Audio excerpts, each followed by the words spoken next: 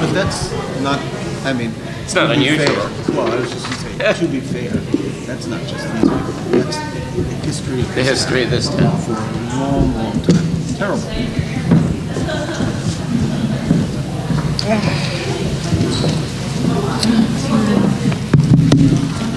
Kids, and now I can't even read it. Make sure you can read it first. I want to see the time. 48 minutes ago. Okay, so it's taken care of. Please don't ignore me.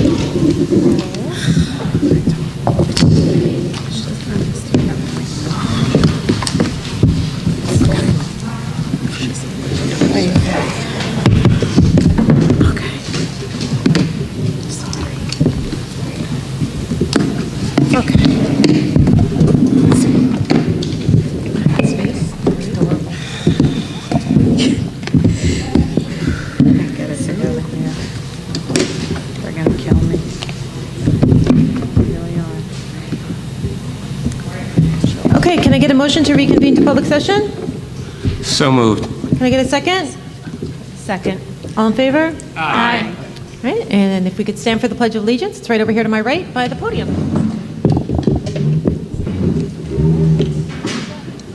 I pledge allegiance to the flag of the United States of America and to the republic for which it stands, one nation, under God, indivisible, with liberty and justice for all. Okay, Linda, do we have any communications on the agenda, other than what's on the agenda? Sorry. No, just what's on the agenda. Okay, thank you. Oh, okay. Okay. Yep. Michelle, one of these is for you, and one is for Ruth, for read-ins for the agenda. Okay. Alrighty. And just for a quick moment on the communications, as you can see, there's a lot about the French language program, which had actually come in between when we did the last agenda and when Dr. Taylor spoke at last Monday's meeting. But Dr. Taylor, as promised, did put up the information that he presented at last week's meeting on the front page of the district website. So if anyone is still has questions about that, you can go to the district's website and take a look at that information. Okay, item number 8, we have corrections to the minutes of the November 19th, 2018 meeting. And then item number 9, we have corrections to the minutes of the April 29th, 2019 meeting. Would somebody like to move those two items? So moved. Is there a second? Second. Is there any discussion about either of those? No. All right, seeing none, Linda, could we please have a roll call? Ms. Byer?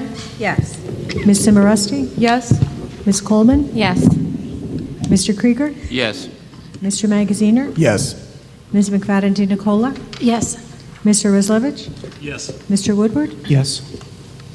Okay, that brings us to our student representative report. We have one student again. You guys are doing a tag team on us. Yep, sorry about that. No worries. You guys are busy. This is a very busy time of Yep. year for seniors. We totally understand. For Irving, Irving hosted a school picnic from 9 a.m. to, or Irving is hosting a school picnic from 9 a.m. to 12:15 p.m. on the 29th. And on the 31st, there is a field day. For Bartle, at Bartle, there was an NJSLA meeting for ELA and math. There is also a 5th grade math placement exam this Friday, as well as a run for fun from 2:30 to 3:30. Finally, there's a field trip to Camp Burney on the 20th and on the 20th for the 5th grade, and that's all for Bartle. For the middle school, there are away games for girls softball for the girls softball team at tomorrow from tomorrow to Friday. Next Friday, there is an early release, and school is closed on the 27th for Memorial Day. The high school has AP testing this week. Progress reports are going out tomorrow for the high school, as well as a spring band concert. Following that is an orchestra concert on this Wednesday, and a choir concert next Wednesday. Junior prom is on the 23rd. Oh my goodness. It's that downward slide to the end of the year. All right, thank you very much. Anybody have any questions for Avery? No, just the Friday before Memorial Day is closed, not early release, day, Correct. right? Okay. All right, thank you very much. It's all yours, Dr. Taylor. It gives me tremendous pride to have 3 special students from Irving School with us and their families. I'd like to introduce our Irving principal, Miss Megan McNally, to the podium. She's going to say a few words about these wonderful children. Miss McNally.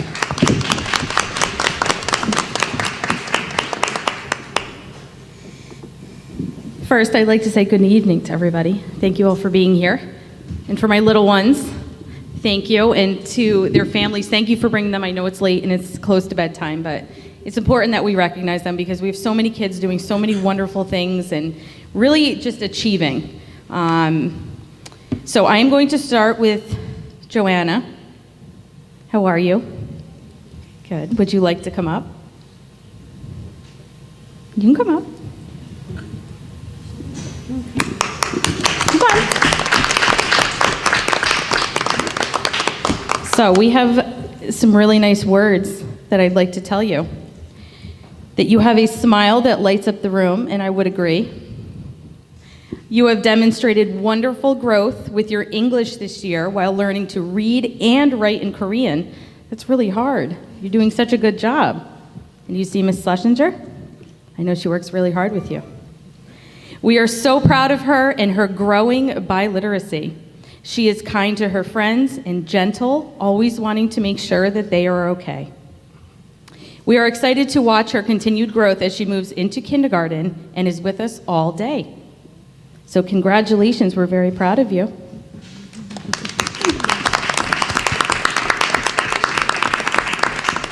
I have something special for you. Whose name is that? Who? Joanna. Yes, it is. Wow. Sure. Yeah, of course.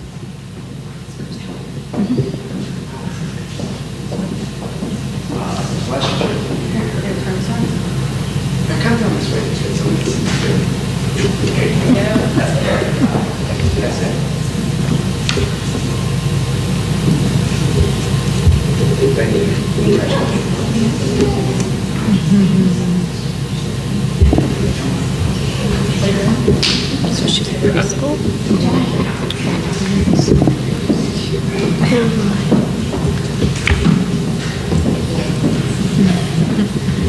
Next up with us, Isaac, would you like to come over?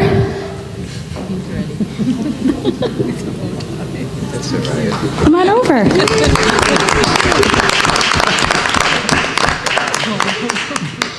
I have some wonderful things to tell you about yourself too. Ready? Good. Here, come on over. What are your favorite books? Well, I have a different one, so we're going to go with mine. Does that work? Okay.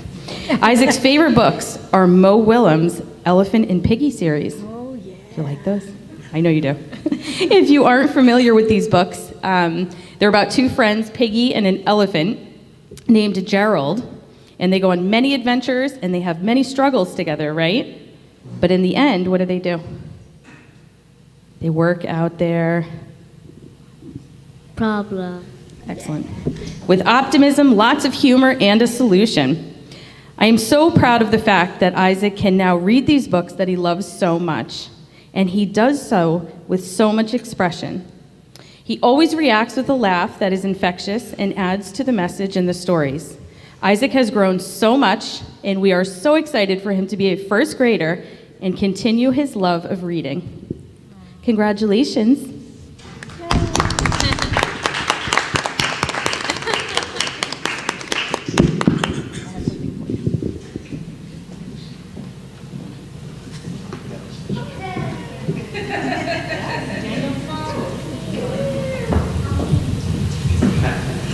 Come on, let's just cry around here. Let's get it.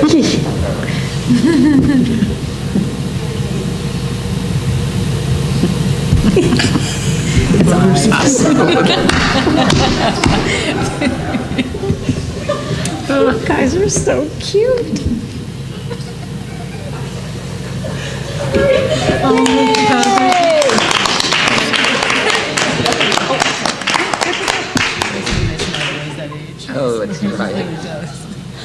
quick got Mom's phone. The little one, yeah. Thank you, Isaac. Last but not least, we are recognizing Asina tonight. Come on over.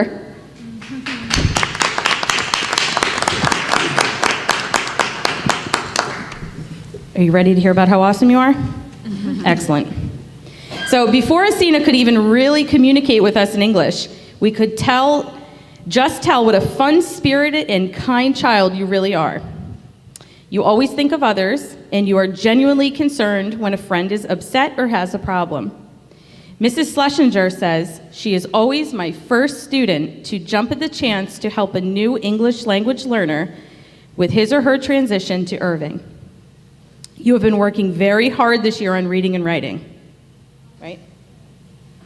Right? Right. Okay, good. We are so proud of the progress that you have made, and you will be very missed as you head to Bartle in the fall. But we hope you learned a lot here at Irving. Yeah, so congratulations. I have something for you too.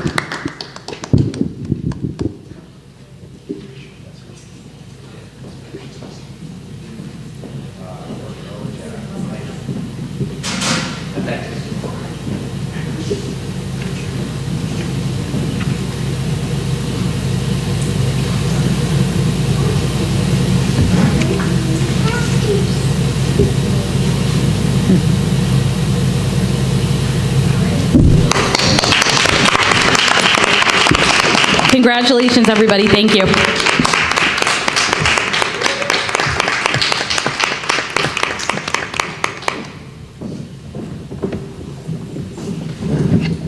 So at this time, the boys and girls and their families can go home if they'd like to get some sleep because we have school tomorrow, don't we? So now is your time. If you'd like to head out, I've got to set up the next part of my presentation. Thanks for coming out tonight. And thank you, Ms. McNally. That includes you too, and you too, Ms. Schlesinger. Darcy, you might just want to move. Thank you.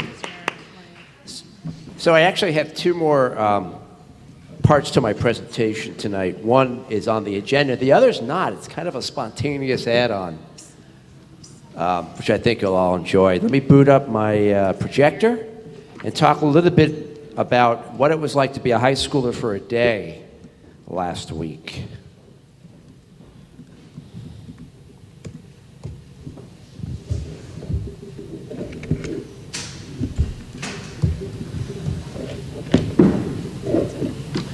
So every year I spend a day in the shoes of a student. Last couple of years I was a 7th and 8th grader respectively, and this past year I decided to try on a 9th grader schedule. So I took a random student's 9th grade schedule, kind of random, and I was a student all day, and I started out my day in Miss Wilson's class upstairs. Miss Wilson teaches a social studies class, and then I moved on to, oh, by the way, we were talking about imperialism at 8:30 in the morning. I'm going to get to that in a second when I talk about some of the lessons that I learned. My next class was with Miss Marr downstairs for 9th grade English. Miss Marr's using Miss Barker's room, which is across the way from her own room. Here you have some students who were working on music projects. I was a little late to the game, so I just kind of observed and pitched in where I could. They're discussing Fahrenheit 451. I think it's 451? Yeah. Thank you. I taught that a long time ago. I should remember the title. And had to develop projects. It's an authentic assessment project. Projects that reflected some of the themes that they were taking out of the book. We also studied our vocabulary by using a web-based quiz program. Then I moved on to a health class with Mr. Shimon downstairs in our health room. Students were doing projects, making presentations about various illegal substances and talking about dependency and the effects of the substances. Then I had lunch, and by the way, the chicken patties were not so bad. The only problem I ran into is that the asparagus is buttered. So I might suggest to our food services director that they have 2 trays, one for not buttered and one for buttered. But, you know, I was, despite what my own sophomore daughter tells me, I was relatively pleasantly surprised by all the options. When you go into the high, I mean, Avery, you could probably refute this, but my take on it is that you had a lot of options. I noticed, you know, you had students who went to the salad bar, you had a sandwich bar, cold cuts bar, but I opted for the chicken patty and I enjoyed it. Then I moved on to a web design class and was taught by Mr. Harper in the computer lab that he runs. And Avery is pretty well known that he has the coolest room in the whole school. Have you seen it? Yeah. It's pretty cool. It's got a lot of neat stuff going on there. I moved on then to a geometry honors class, and I finished my day in a Spanish 3 honors class. By the way, I ended up sitting next to this gentleman who is the student whose schedule I followed. So we figured it out only after we realized we had been in school together the whole day. So here's some of the lessons I learned, which is really the reason why I do this. I want to figure out what it is that we need to do for our kids that they may not think to share with us. Some reflections. I'm very grateful for the fact that we do start the high school day later for at least half of our student body. It's still difficult to, you know, be talking about imperialism so early in the morning, but then again, I'm used to the college schedule. I was able to pick up my first class at 10:30 if I chose. I also wouldn't have minded if we could start the day with something that wasn't so academic, just to get my body moving. It would also be great if there was some way, I don't think this is possible, at least in my experience, it hasn't been in my 26-year career, if we could alternate our classes so we had some academic and then some non-academic, just to shake things up. I had to switch from social studies expert to math to English, like all within the span of 3 hours. Some things that we've been talking about as a board and a leadership team, I saw illustrated during the course of the day. I was following an honors student, and it was pretty clear that the vast majority of my classes were all with the same students. And in fact, I had a meeting with my student cabinet. It's a small group I meet with of representative students from the different grades once every couple of months. I think your daughter was on the cabinet last year, Dr. Woodward. And I actually asked them about this. I said, guys, you know, I was following a schedule last week, and I kind of noticed I was with the same cohort the whole day. Is that the case with you guys? And they said, yeah, definitely. We follow the same students every day. And they were pointing out how helpful it would be if they could interact with students of different types, different abilities. Although they didn't articulate it that way, you could sense that they were interested in trying to break out of their own cliques if they could. How Mr. Lassiter can do that is a challenge I know he confronts every year, but it's something I'd like to circle back to at some point with him.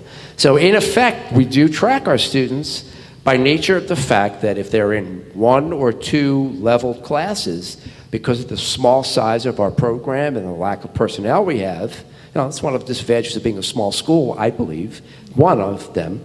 We have de facto tracking, so we have to think of a way to bust that up. And perhaps increasing the number of honors option classes that we're offering and doing things like we're doing at the middle school, slowly but surely, which is to integrate students with different abilities, particularly math. We can see a change in the long term. Finally, a couple other things. You know, we've been talking about the technology opportunity gap. I saw it in 2 classes. In 2 classes, teachers asked that the students pull out their mobile devices to do some really fun stuff. I mean, I had my computer, so I was able to fly with no problem. But I looked around and I noticed there definitely were a couple of students who didn't have devices, and they just didn't participate in that element of the lesson. So, and it wasn't an integral part of the lesson. It wasn't as if they didn't do that, the whole thing was going to come crashing down.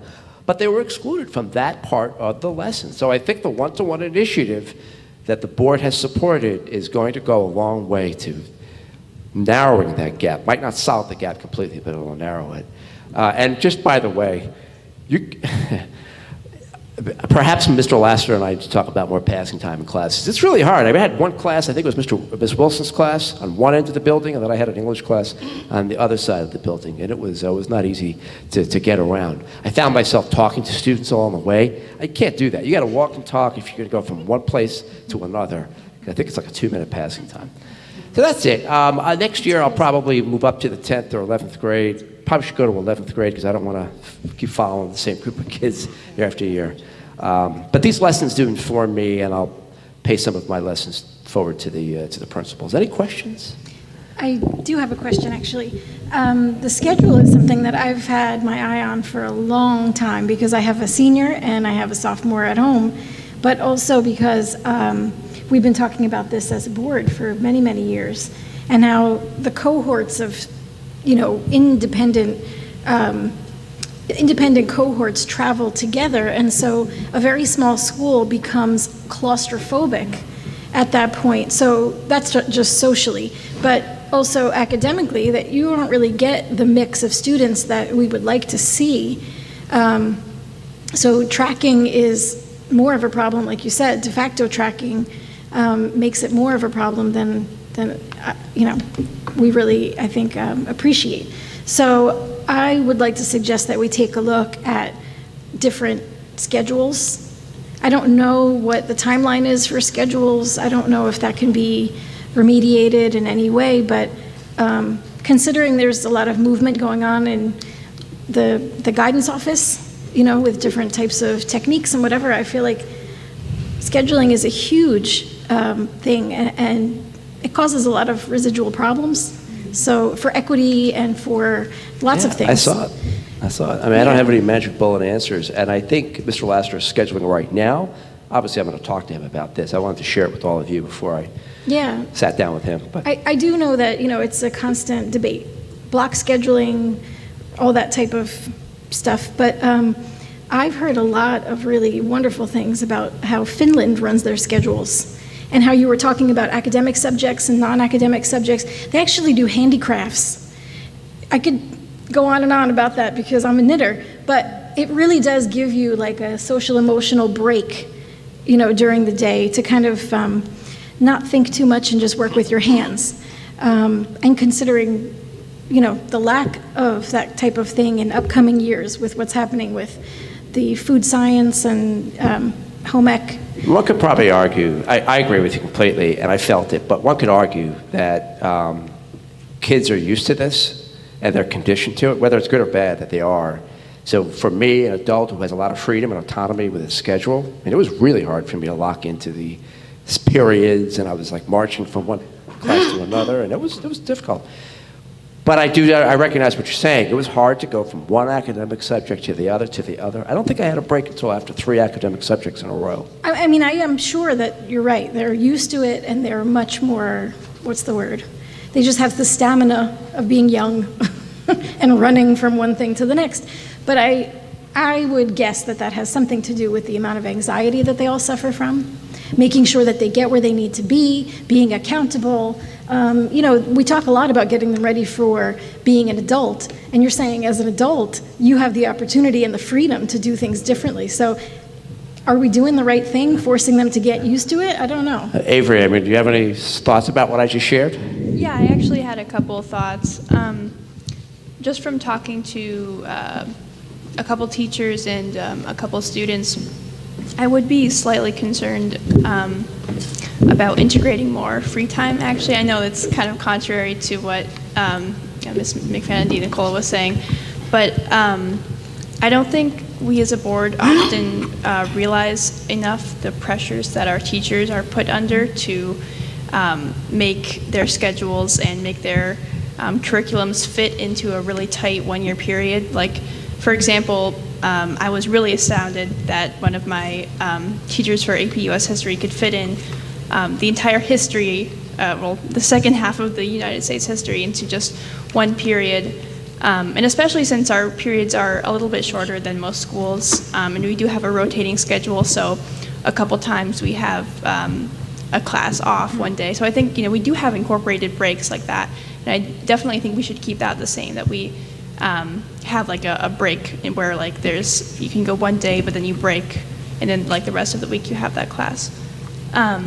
But I think it is definitely a bit hard for our teachers, especially in classes like math or history that really require just like, whether it's good or bad, but a lot of memorization and a lot of material to go through, that there might not really be a lot of time in the morning or in the afternoon to do like break periods. So I guess like something to consider. I think it would be interesting next year not to follow an honor student and instead to follow a CP student, and then weigh those two experiences. It would Maybe an upper grade student, but in the not honors track. Absolutely. It would be fascinating to compare those two experiences. Okay. Agreed. Did you want to do the other part of what you were going to do now? So stay there? Okay. Is this okay? So yeah, I have one other item that I'm throwing onto my presentation list, even though it's not on the agenda. So just this morning, Ms. Golding Cooper, our new assistant principal of the high school, was informed that Crayola released a video, an approximately 9-minute video that they did about her and how she inspired a student when she was back in the classroom setting. So I'd like to show it to the board, the community, and to encourage folks at home who want to stream it on their own devices to go to our website. It's on the front page, or to the Facebook site for the school district. So I'm just gonna. But wait, I just want to warn everyone, like, get your tissues out, like, steel yourself, because it's a tearjerker. All right, so let's hope that this works the way it should. Just have to put the audio, put the audio in. I tested it. I lost my audio, hold on.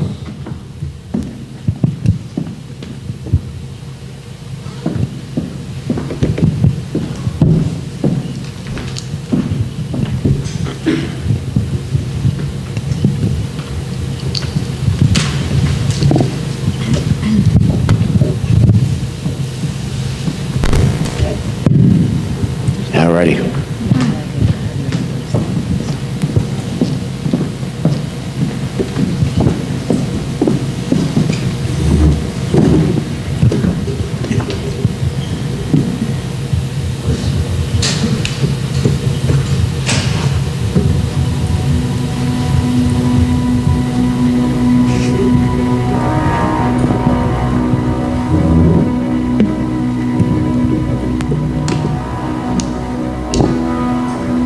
I grew up the kid that didn't like attention.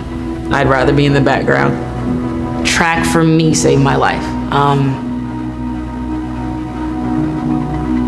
Track gave me a space to be me. And I wasn't someone's sister or someone's daughter. I was just Sophia. So I met Keisha freshman year, one day at practice.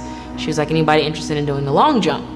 And kind of looked around, and I moved behind somebody that was standing next to me, and she was like, Sophia, go over there. From there blossomed our relationship. The one thing that Sophia had that you can't teach is to be coachable. I can make you faster. I can make you stronger, but I can't make you have heart. And that is something that Sophia had that had reminded me of myself. We spent a lot of time both on and off the track. She would come by my office when I was teaching, helping PE, and kind of just talk. When I was in kindergarten, there were probably 6 Black students in that building. And what I remember is really not feeling like I fit in. It helped having a coach who was a young Black female that I could look up to. Keisha was the only female coach on the staff. The rest were male coaches. I could also look up to her outside of track. We were talking one day, just shooting the breeze. I had graduated, and she was like, hey, you're interested in coaching? Because we were talking about, you know, what the next steps are now that I've graduated, what do I see myself doing? And I really didn't have an answer at the time. She's like, well, do you want to like help me out and coach? when I left coaching, and she took the program over, and everyone was like, oh my gosh. I said, no, she's gonna do it, and I want her to do it better than I did. You know, she was named Coach of the Year more times than I was. I only got it once. You know, and we cried about it together. Being her assistant was one of the best things that could have ever happened, because I learned what it meant to be a coach and how to coach and when to push, when to hold back. I think what drives me is the desire to make sure that others are given a chance and others are seen. I was a kid who tried to hide behind somebody else because I was scared, and she called me out of the crowd. Had she not? So when I see kids do that now, like, that's who I'm calling on, because you're the one that I want to hear from, because you're the one that doesn't really want to talk, but I know you probably have something to say. It's almost like paying it forward. Like, someone did that for me. It is now an obligation for me to do the same for someone else. I remember before getting into 6th grade hearing about Mrs. Nehemiah. She was the only black teacher in the building, and pretty much the only black person I saw outside of a couple of students and myself. I really felt at home in her classroom. She, whether intentionally or unintentionally, made sure I felt special. And I'm sure she picked up on the times when home wasn't always a happy place, and I felt like those were the periods of times where she pulled out the best in me. To have someone who is beautiful, intelligent, and articulate, and looks like you, it's, you know, my other favorite person during that time was Wonder Woman, right? So while Wonder Woman was, you know, a white Amazon woman, but was of strength and character, Miss Nehemiah was just a pioneer in terms of you know, my eyes. So it was like Wonder Woman and Miss Nehemiah. Like, those are my two idols. Who you are as a core is really established early on. So I know Miss Nehemiah was an integral part of the establishment of the core of who I was. If I could have a conversation with Miss Nehemiah, just let her know that there are not enough words for me to say to her to really thank her. And I'm making her proud. I continue to persevere. I continue to be proud of who I am, to be proud of being, you know, a black woman, of being Jamaican. She's my black Wonder Woman. And I'm gonna be the Wonder Woman for those students that need me. You know, kind of like how I'm able to see where Sophia is now, knowing that she's not done. I would love for Miss Nehemiah to see where I am now and that I'm not done.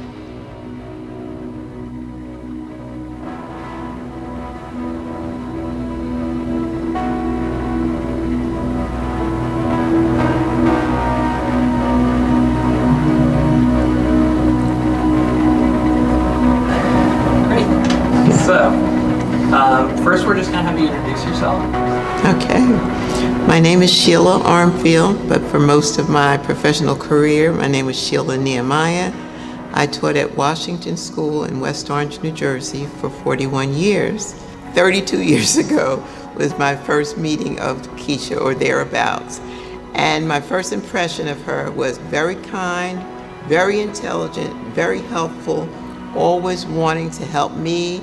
But unfortunately, for whatever reason, we lost contact. I just wish that Keisha and I could have stayed closer over the years. The fact that we are now reconnecting is something that delights my heart also. Oh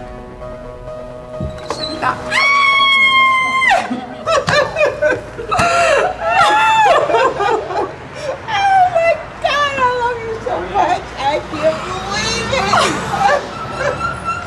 How many years? Too many Oh years. my goodness. Oh God. Oh my goodness. Oh my goodness. So proud of you, kid. So proud of you. You don't know.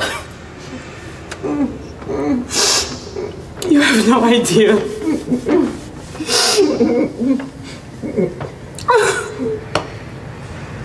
This is special. This is so special. No idea. I don't think you really have any idea how much you impacted me. You're gonna make me cry and cry and cry. Oh my God, Keisha. Keisha, little Keisha. Yes, She's a mom. I'm kind of yes, and an assistant principal, Assistant principal. all because of the seeds that you laid.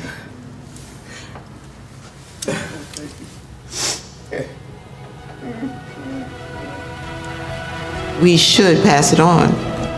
We should pass good things on to the next generation, whether it be a career or a character trait or an attitude.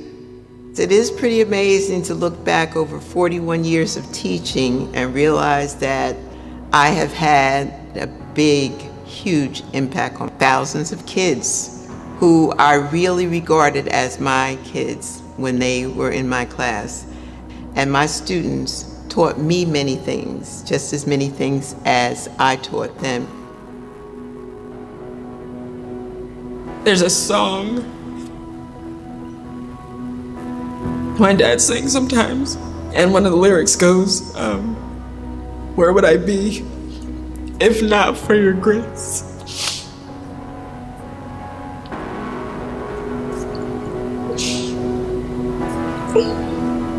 And I think grace was extended to me, even at a young age, while on the track team, because this was the path that I was meant to take.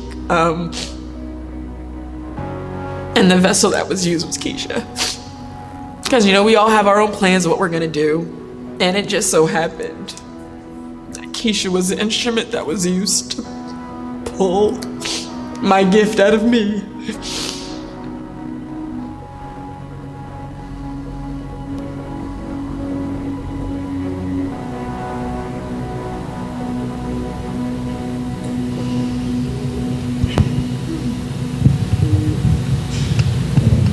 Check it out.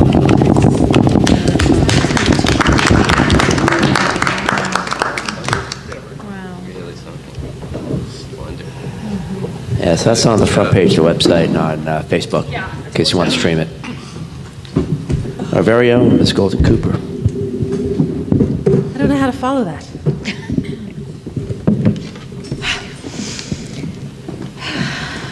I know. I feel grateful that I got to see it once before we walked into public, because it is pretty remarkable. The impact that our teachers can have on our kids, and then the way they scaffolded it to show that moving forward a second generation was just pretty, like, if you just go on the one step, it was pretty powerful, but to take it that second step was just really kind of remarkable. And I was just thinking that she's only been here a short time, but like in that way, the teacher who inspired her has had an effect on my son. Right. Yeah. Like, Yeah. It's pretty amazing. yeah, thank you. So thank you, Dr. Taylor, for sharing that, and please extend our congratulations to Keisha. Yes, please. I hope it gets seen far and wide, and I'm sure we'll all do our share to get it out there. All right, so with that, we are going to move on to our very dry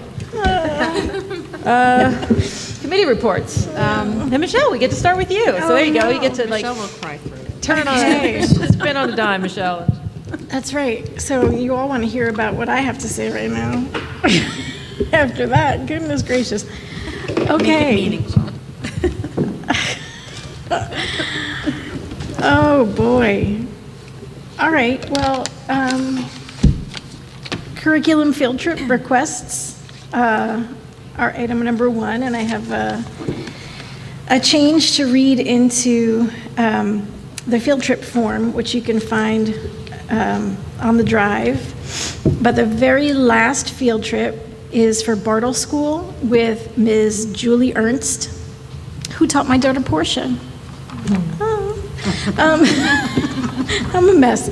And so what they're doing is they're taking the Bartle kids to the high school science fair, which I think is one of the best field trips they can do. That is a it's so fantastic great. field trip. Yeah. Also, I was just thinking, forget it, it's tangent time. They're going to be walking over to the high school. 115 students, I believe that's the entire third grade. Is that right? Third grade? Scott, is that the third grade? With Correct. Students? Sorry, I didn't want to assume. And 10 staff members. But the time is going to be 12:15 to 2:15. And on our sheet, it says 9:45 a.m. to 11:30 a.m. So that should be changed. Otherwise, we have other students from Bartle going to the high school science fair as well, with Ms. Liddick, Ms. Fitzgerald, Ms. Branowitz, Ms. Mayo, Ms. Belber, Ms. Stratodakis, Ms. McLean, and Ms. Freesia. And fifth grade orientation as well from Bartle School for those students going to the middle school. And the rest are high school and Irving trips. And those are end of the year type things, picnics and such. Moving on, number 2 is the approval of the HIV incident report for the month of March 2019, letters A through J. And number 3 is the approval of a high school course for next year, 2019-2020 school year. That sounds really weird, I'm sorry. For Mandarin Heritage. And as I said in last week's report, that we are still discussing different ways to list out the units that we'll be studying in that class. So we're working on that. Correct. Number 4 is the approval of the needs assessment and comprehensive equity plan for 2019-2022, which you'll also hear, I believe, in the equity and excellence report. But this is the first step to implement or to recommend the affirmative action officer to develop a needs assessment and a comprehensive equity plan to implement over the 3-year period of time that I mentioned, and to submit an annual statement of assurance of its implementation and progress. And that concludes my report. All right, thank you. I do want to just add that for number 2, we're approving the HIV report with the changes that we discussed in executive session to, I think it was 18-1906 and 18-1907. That's right. Okay. Okay. Anybody have any questions for Michelle right now? No? Scott, we did get one, the board did get one email pertaining to the Mandarin Heritage class. Could you just talk a tiny bit about what led to the creation of that course? And we do provide what we used to call a native speaker class. We now call it a heritage class for all of our languages. And so now that we have students moving into the high school for Mandarin, we have to incorporate a heritage course naturally to follow them. The heritage course is taught in the same class as the leveled class with which other students are taking Mandarin. So if a student needs a level 3 Mandarin heritage, the student will take the course with other level 3, basic level 3 students. So Ms. Chang will differentiate instruction according to the program that she's going to create over the summer. The curriculum guide will be written over the summer with Ms. Fittipaldi. so that's just based on, so we have those classes for Spanish and Mandarin because we teach Correct. Spanish and Mandarin. Correct. Oh, we have them at the middle school as well, and the high school. So every level has to have its own heritage course. Gotcha. Did we have that for French or? I don't no, believe we have a because French heritage course. It's something which we should create before the French program begins to move out. We've been doing it only in the last couple of years since Rebecca Fittipaldi came on board because we were lacking in doing that. So it's a state requirement to have that, I'm assuming? I don't believe it's a state requirement. I can look that up and follow up with the board. But it's definitely something that we need to commit to because we have students who are native speakers who might want to take the class for other reasons, learn more about their cultural heritage, history, geopolitics connected to their culture. I mean, because I was just wondering if it's based on, because obviously we have a significant percentage of Spanish-speaking students, we have a significant percentage of Mandarin-speaking students, if it's, But we don't have there are some significant requirements. Right, yeah, clearly we don't have that same number of French-speaking students, but I'm just wondering if it's a requirement based on that, or if this is just best practice. I'll do some research and follow up. It's a great question. And I'll email the curriculum committee and the board. I have actually what you gave me. I don't know if you'd like me to read it, the course description. Okay. It's pretty short. It's Mandarin Heritage for 9th to 12th grade is a need for students who have intermediate speaking and listening proficiency, but lack of pinyin knowledge, reading and writing communicative skills in Chinese Mandarin. So, it's the kind of thing that would address students who grow up speaking at home, but do not necessarily read from texts or learn grammar and character formation. For Heritage course students, the curriculum will be focused on reading with pinyin to reading without pinyin, writing life experience and reflections on news, articles, and classical Chinese and modern literatures.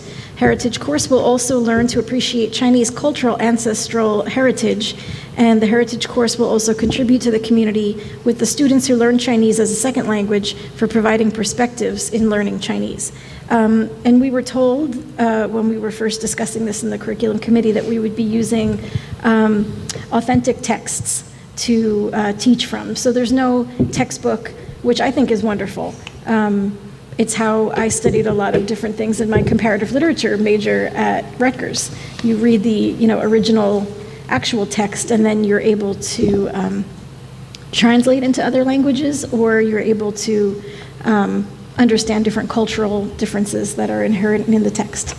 So I think that it sounds like a really great course. And last time I read out the course outline, but we had also talked about adding Chinese history and geopolitical issues of present-day China in the context of the international. Just a quick scan of the New Jersey World Language Standards site and requirement site does not indicate that it's a requirement that you have a heritage speaking program.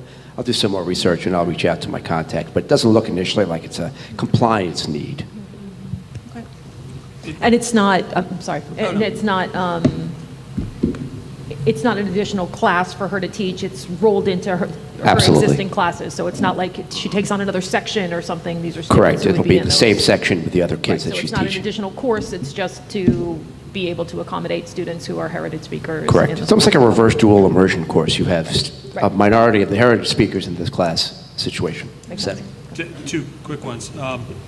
In terms of how we have our other classes named, would it be more appropriate to call this Mandarin for native speakers in line with the Spanish for native So I think it was politically incorrect to refer to the class as being natives speakers, which is why we shifted to the term heritage. So should then the Spanish classes be renamed Spanish Heritage? They're also heritage classes. Oh, okay. If you go to our program. On the last class list that we received back in March, it was still listed as for Native speakers.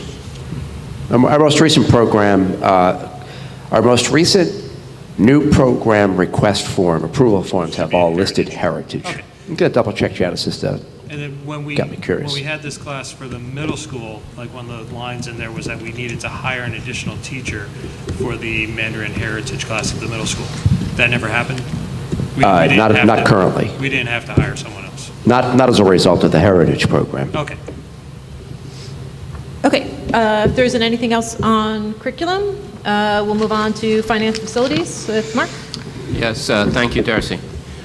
Okay, so we went over many of these last week, but items 1 through,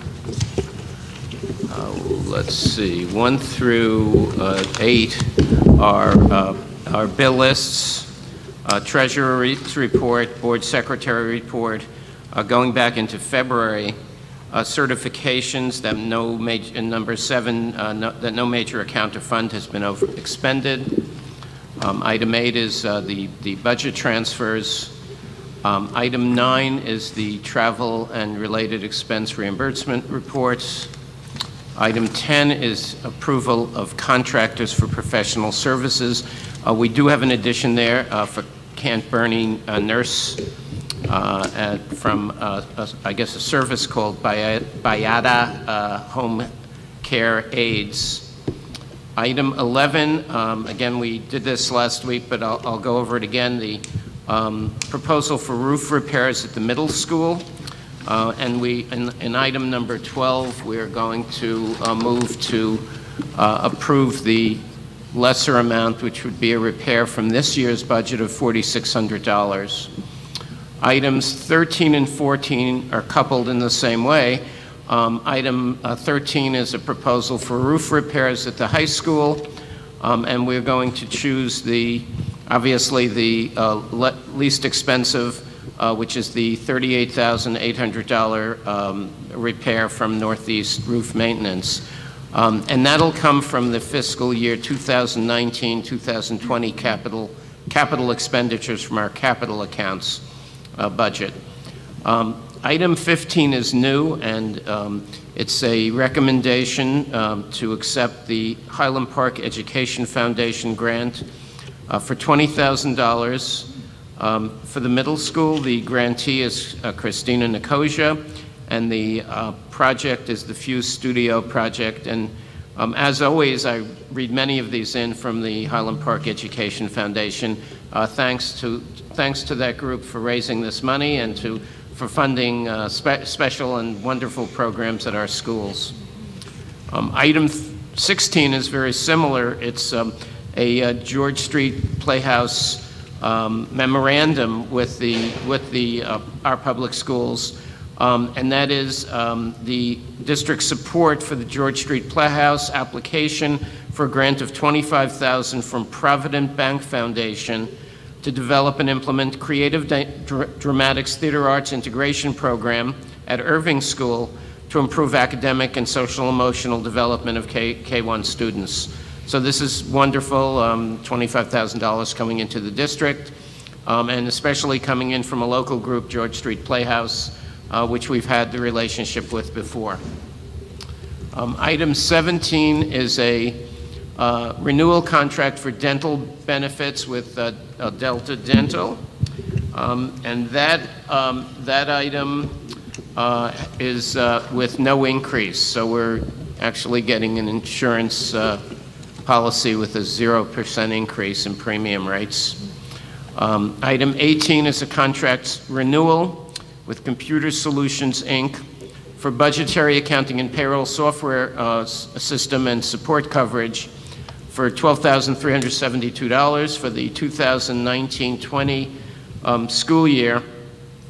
It's a 1.28% increase, and we will receive a discount of 2%, so that's also will not be increasing, tiny decrease. Item number 19 is approval of our tuition rates. This is when students from other districts use our school facilities.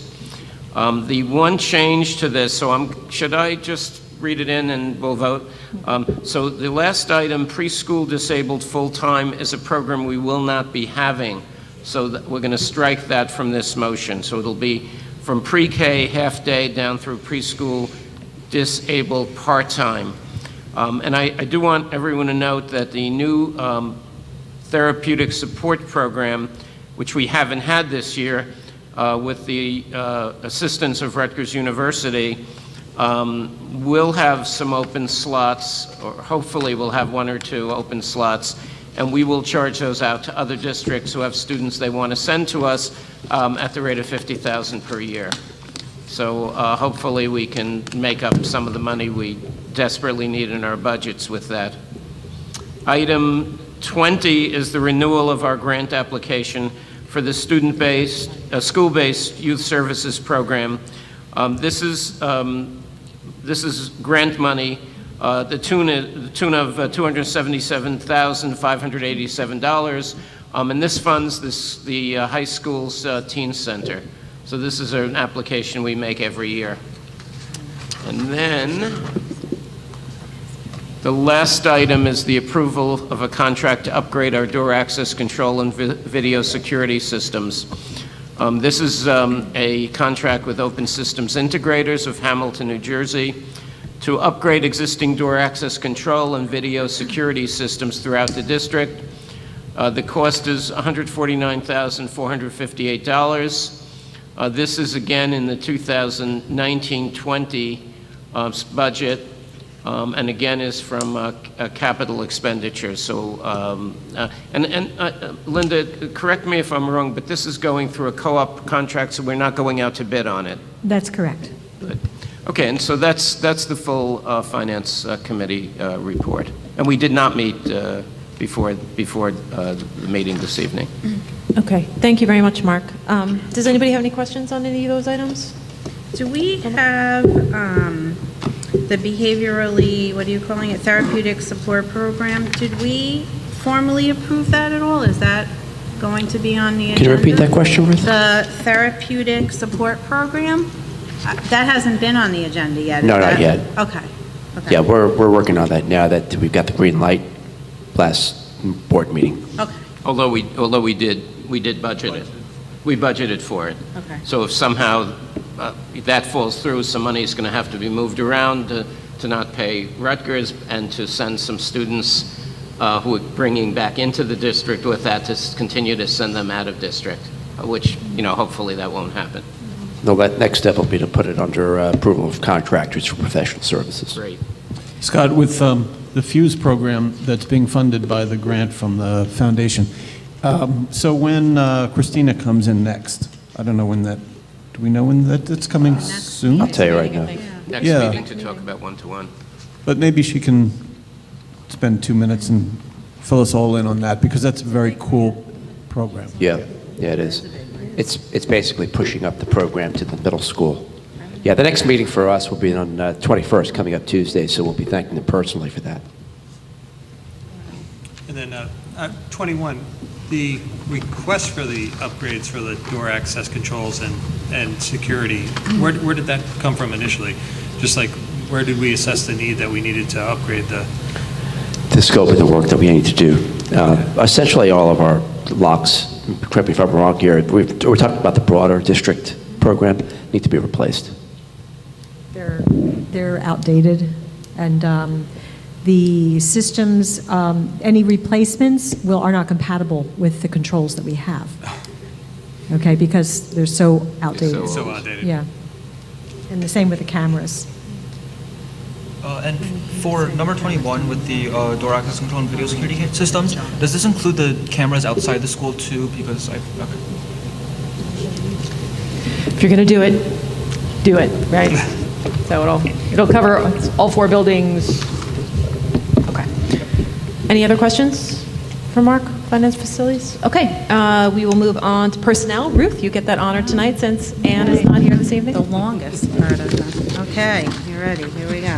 This is a busy time for personnel. Well, but remember, most of this was We went through gone it. over, There's so really you're only Okay. needing to highlight anything that's in bold that wasn't discussed. at Got the it, last okay. meeting. In number 1, the approval of the reduction in force, there was added 1 part-time English teacher to the elimination of 1 elementary teacher. So there's 2 actual RIFs.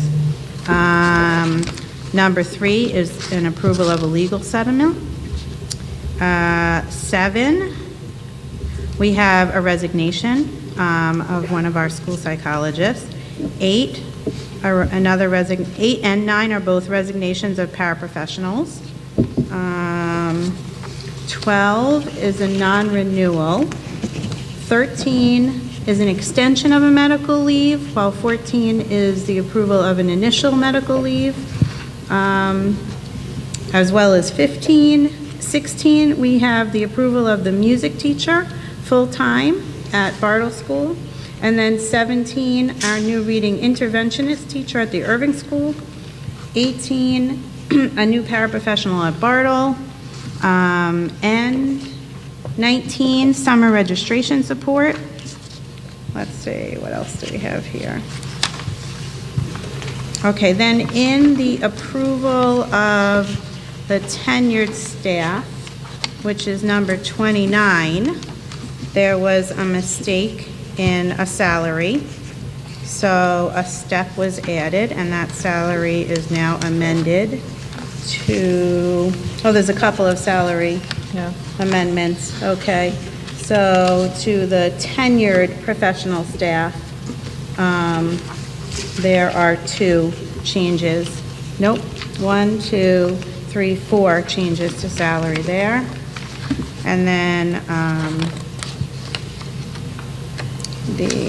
let's see, no, even more. Looks like 8 altogether. Yeah, there's a bunch, okay. There's a bunch of amendments to salaries in there,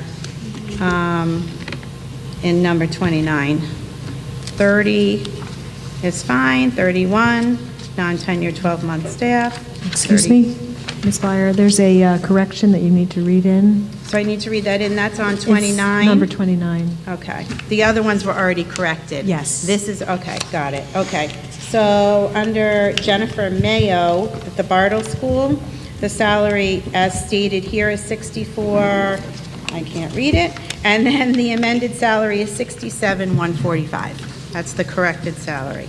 Okay, thank you. Then we move on to 33. Mrs. Golding Cooper was in the last agenda as a 12-month administrator, and she's actually a 10-month administrator, so that's a change there. Dee Dee Deacher in 34 is a tenured 10-month administrator. I think she was under non-tenured in the last agenda. And then we have, let's see, we have all of these. We have the paraprofessional changes here, a couple moving just buildings, I think. Looks like highlighted building changes. 42, we have new social work interns for our teen center, and who are getting stipends. And then we have our own Mrs. Luxa, who is getting approved to do her her internship through our teen center for her social work degree, I believe, right? Mm-hmm. So MSW. So that's in 42. And then we have our before and after school program staff approvals and salaries. I guess we didn't have those in the last agenda. 44, our summer holistic intervention program teachers. 45, our coordinators for that program. 46, a Title I kindergarten transition teacher for the summer. Okay, Christine Gappa. And then 47, Title III summer ESL teachers. This is all summer. 48, summer holistic intervention program Title I enrichment teachers. 49, Title I and Title III summer program substitutes. 50, middle school Title I math enrichment program teacher. We have a lot of stuff going on during the summer here. All right, 51, Title I reallocation grant teacher. Is that the summer as well? To attend program meetings from May to June. Okay. 52, a volunteer coach for baseball at the middle school. Thank you to all of our volunteer coaches. We appreciate it. 53, approval of the extended school year staff. So we have quite a list there for our ESY program for the summer. 54, our child study team crew there for their hours that they put in during the summer for IEPs and testing. And then 55, our summer ESL screening employees.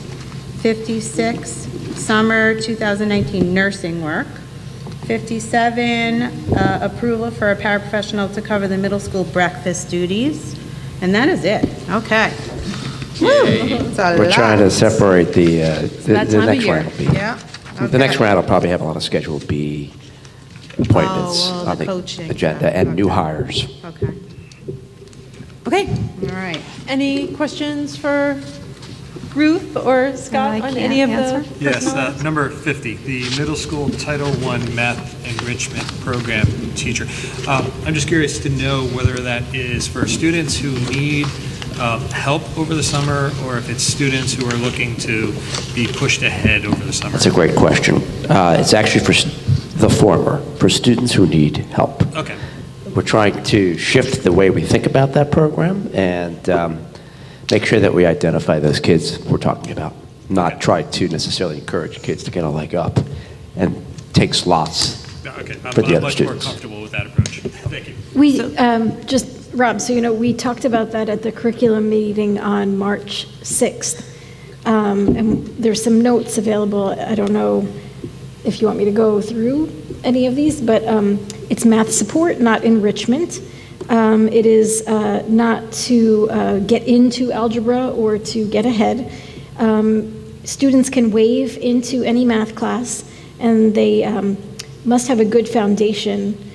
So this would give them the good foundation to be able to waive in, and they're encouraged to waive in if they feel that they can do the work, and this course is offered so that they can get that good foundation. Also, there's an identification process currently going on where students can have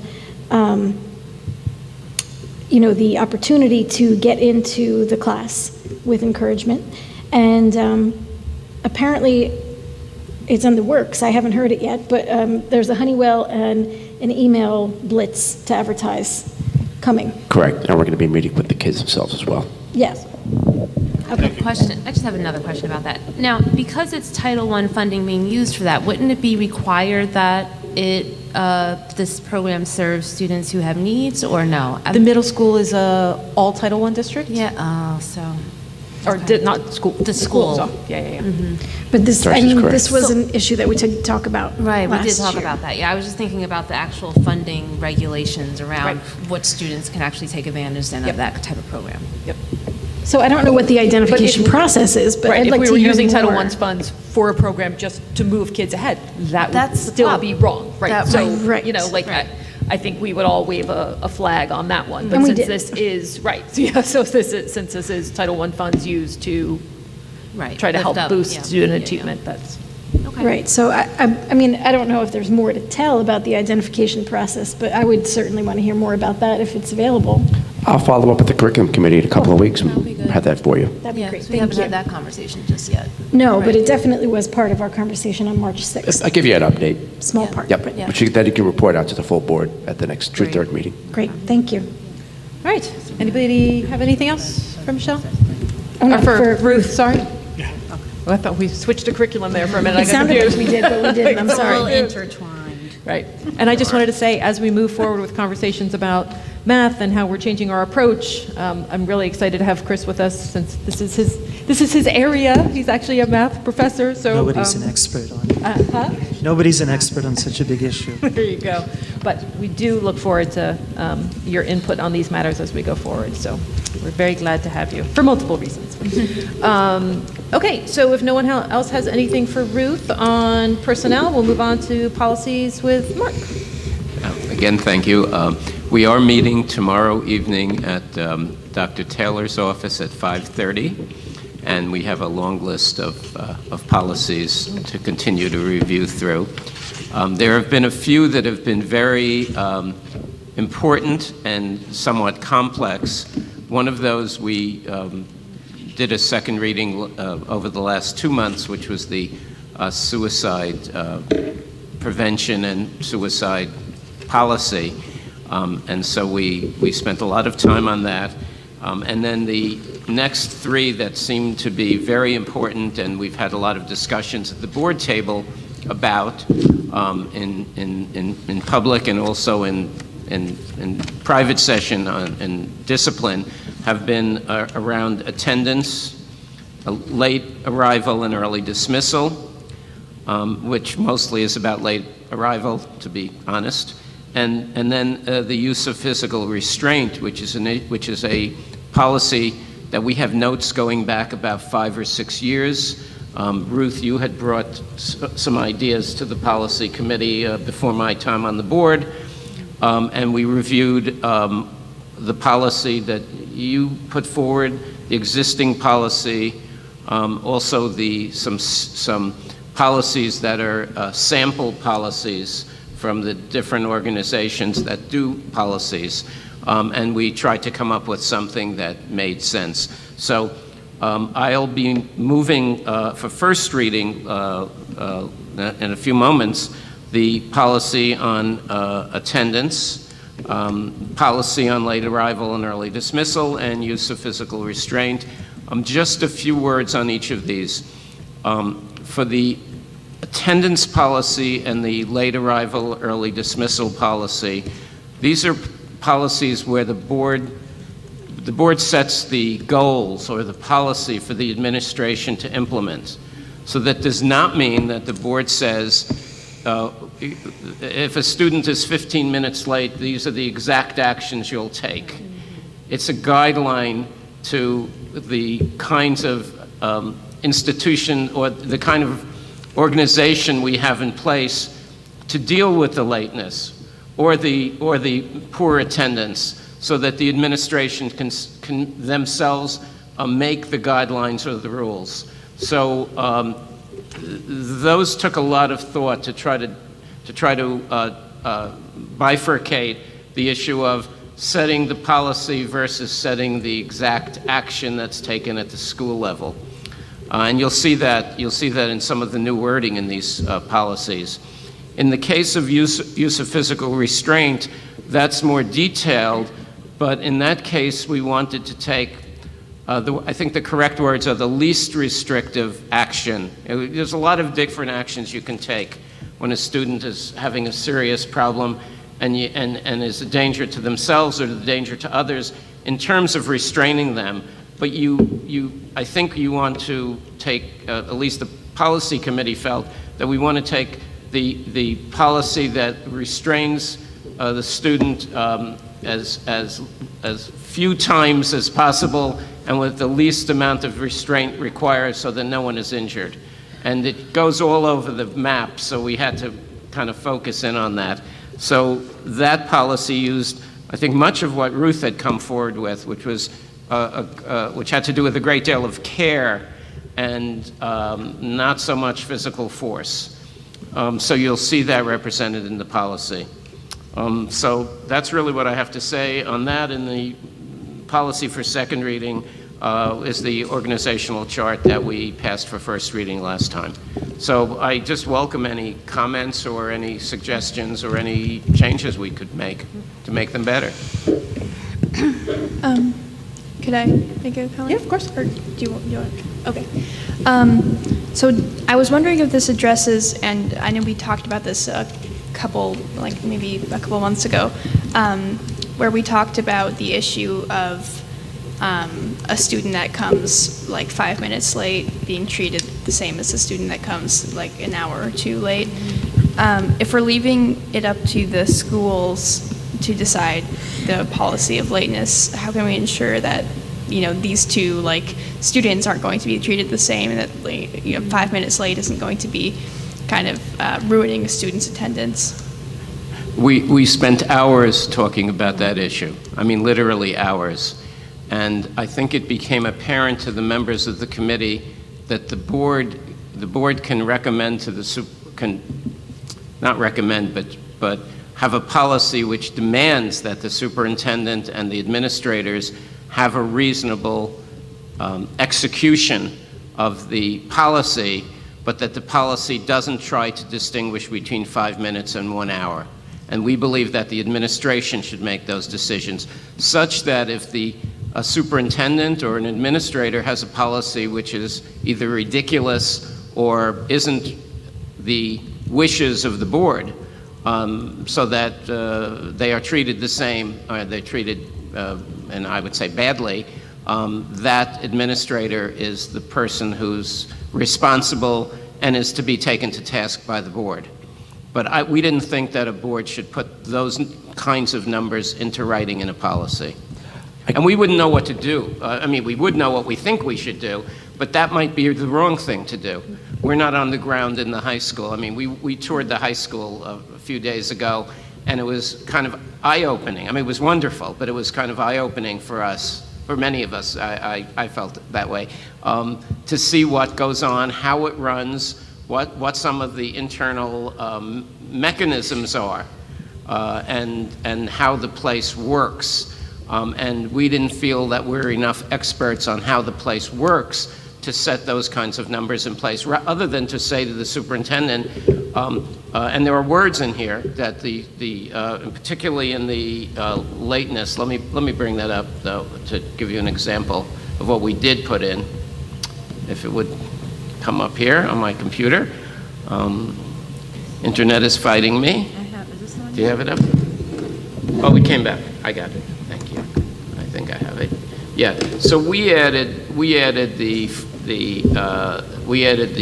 nomenclature that individual school protocols on lateness that are proposed by principals will be instituted by consultation and approval of superintendent and other district employees, and who hold psychological and biological expertise to inform all parties of best practice. That's the best we could do.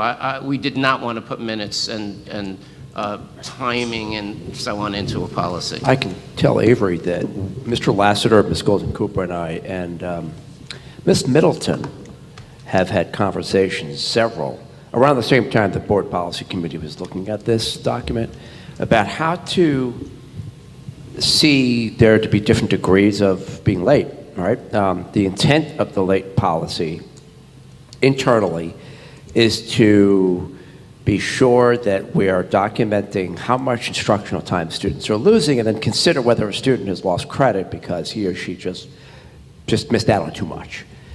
But frankly, and Mr. Lassiter, I'm comfortable saying, and Ms. Golden Cooper and Ms. Middleton agree with me, frankly, a student who's late 2 minutes to a class is likely not missing much instructional time. You know and I know it takes a few minutes just to start a class up. So we're trying to figure out how, and we're going to try to do this over the summer leading into the fall, how to track in a systematic way the difference between a student who's late a few minutes and a student who's late 5 minutes. We think we might be able to do something in Genesis, you know, when you check into turnstile, that actually routes a late entry one way versus another depending on how many minutes the student's late. And the board expects a presentation on this because it's been such a hot button issue come the fall. I'd certainly, and I believe the policy committee would like to hear how we're dealing with that situation. I think all of us have had personal experiences with this, not necessarily ourselves, but our own children, and I think it's very important that we solve the problem. But I don't think I'm sorry if I sound defensive, but I don't think the board can solve this by putting times and so on, and we need to make a policy for the administration to follow. Right.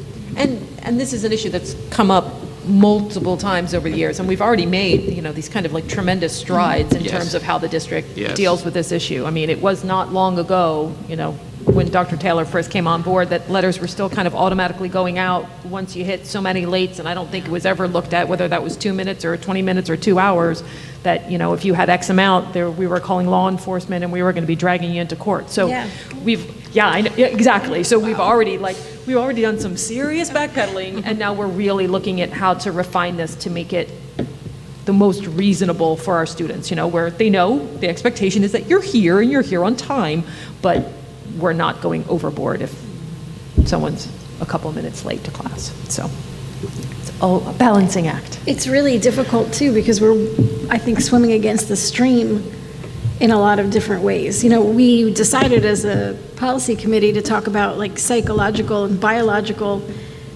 issues that might be impacting students of this age. It's brought up in lots of different areas, but we have a presidential candidate who was talking about that same thing of bringing people into court and sending scary letterhead home because of issues of lateness. So it's pretty cool that we've made as much progress as have, and student input is always welcome. And I did want to add one thing that the board did, I think probably soon after I joined a few years ago, which is we did move the period 1 start time to be much later, and probably as late as any district in the county. And the other district that we know about, which is Metuchen, which did the same thing, they also have the period, I think you call it period A, which is the period for choir practice, music practice, teen pep. Let's call that not academic necessary credit courses. And I think that number of students that Mr. Lassiter gave us that are coming in earlier than period 1 is varied between about a third and 45%, so that there is a good opportunity for many students to sleep a little later, and which is definitely more healthy. And so, as a late riser myself, I sympathize, and I think it's a good thing. Is the late arrival and early, is this policy the one that addresses whether a senior can be prevented from graduating, or is there a separate policy on that? Didn't come up in our discussion, Ed. I don't believe there's a policy that speaks to that specifically. Yeah, I don't think it's in a policy. Not in a policy? No, I think you can lose credit. That should be noted. Yeah, there's a credit recovery process that might talk about that. I don't know if it refers to a specific policy, but there's a certain mandate that the state gives us for an amount of hours that students need to be present for credit to be given. So I think that might be a policy, but it might be a state policy, not necessarily a district policy. But the high school has a policy where if you accrue a certain number of lates, then you have to go for academic recovery or you have to do something else, because my son does have an A-period academic course where it's tough for him to get there in the morning, and it's his own fault. But he's got a number of lates, and now he's been talking to Keisha about how do I make that up? You know, I get there late, and basically when I do get there on time, it's someone else tuning their violin. But if I get there 2 or 3 minutes late, then it goes against my credit towards that class for orchestra. Is 8 period 7:48 or is it 7? It's like 7:48. Something. It's like, yeah, I thought it was 7:48, and the period 1 is like 8:40 or 8:45. 8:40. 8:40, yeah. I can tell you that. But again, I'm not trying to sound too defensive, but I was told that by Mr. Lassiter that all of the academic classes in period A could also be taken during the periods 1 through whatever during the day, for exactly that reason, you know, so that, and then I don't know what his schedule is. My daughter had the same problem. She was told 2 weeks before graduation, she was already packed for college. She was told, you're not graduating, and you know, with very fine grades and, you know, going to a good college. You're not graduating, you were late 14 times this year or 12 times or whatever. And it was, for our family, a horrible experience. So I sympathize. You know, we had to appear, she had to appear, and I think the policies have gotten better, not worse. Those policies were horrible. Okay. If we don't have anything else on policy. Oh, I had 2 questions. One on the 5200. I think we talked about the last paragraph, and that talks about whether or not the district, if we do have a certain number of absences or attendance issues, whether or not we do whether or not the superintendent would then have to put together a plan, whether or not we can actually strike that paragraph. Has that determination been made? Yeah, I asked Scott about that at the last meeting. At the last meeting. Yeah. Yeah, I think you asked the question at the last meeting, but I didn't know the determination. It's not a legal requirement. It's not a legal requirement, okay. And then the second paragraph, it says about the Board of Education defining what exactly an unexcused absence is. I don't think we've ever done that. I know there's certain things that, you know, if you come in with a doctor's note or you have a bereavement or you're going to visit a college, but, you know, it's like if I go to visit a college with my son and take my daughter with me for middle school, then that's an unexcused absence for her, an excused absence for my son, you know, but technically, I believe that it's up to us to define what's an excused and unexcused absence. Well, that sounds like it'll be a fun meeting. Yeah. Let's talk about this tomorrow. I think that's a wonderful idea. We'll talk about it tomorrow. The Department of Education just distributed an updated clarification of chronic absenteeism, and they echoed the 2015 stipulation that it is up to the districts to determine unexcused absences for internal use. However, when reporting out to the state, there are, I think, 4 or 5 specific definitions of an unexcused absence. The difference, by the way, being when we see the NJDOE report cards point out chronic absenteeism numbers, those are the numbers we report to the state based on their definition. Yeah. Loss of credit, that's up to us. And so, yes, there is some flexibility when it comes on excused absences. Right now, our websites say something different than our student handbook, say something different than our regulation. There's actually a regulation that the policy committee could look at tomorrow. So we do have to rectify that. So then if you're saying this paragraph really just speaks to just the regulation, not our sort of internal definition? Yeah, Okay. I think that's where the board would set that, is in the regulation. So if that's already in regulation, then you guys are. It's in our looking at- regulation.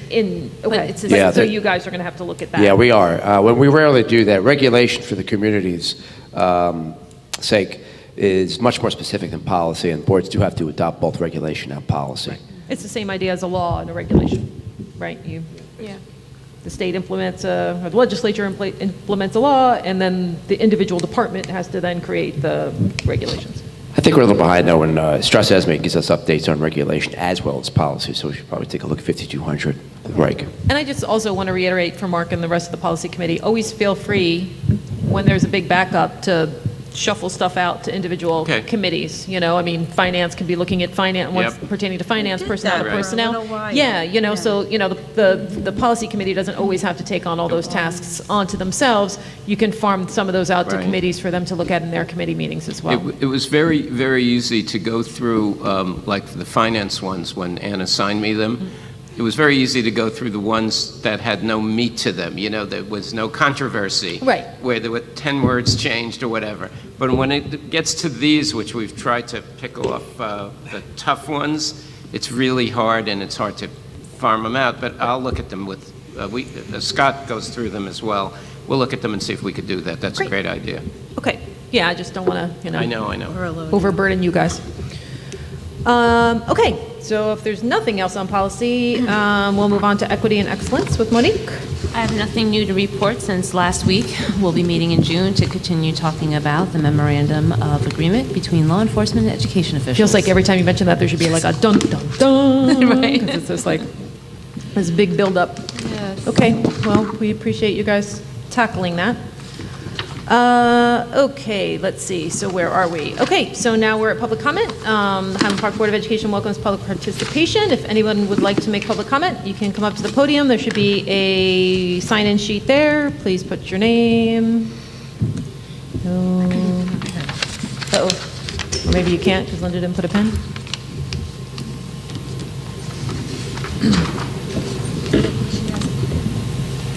She has her own pen. She's prepared.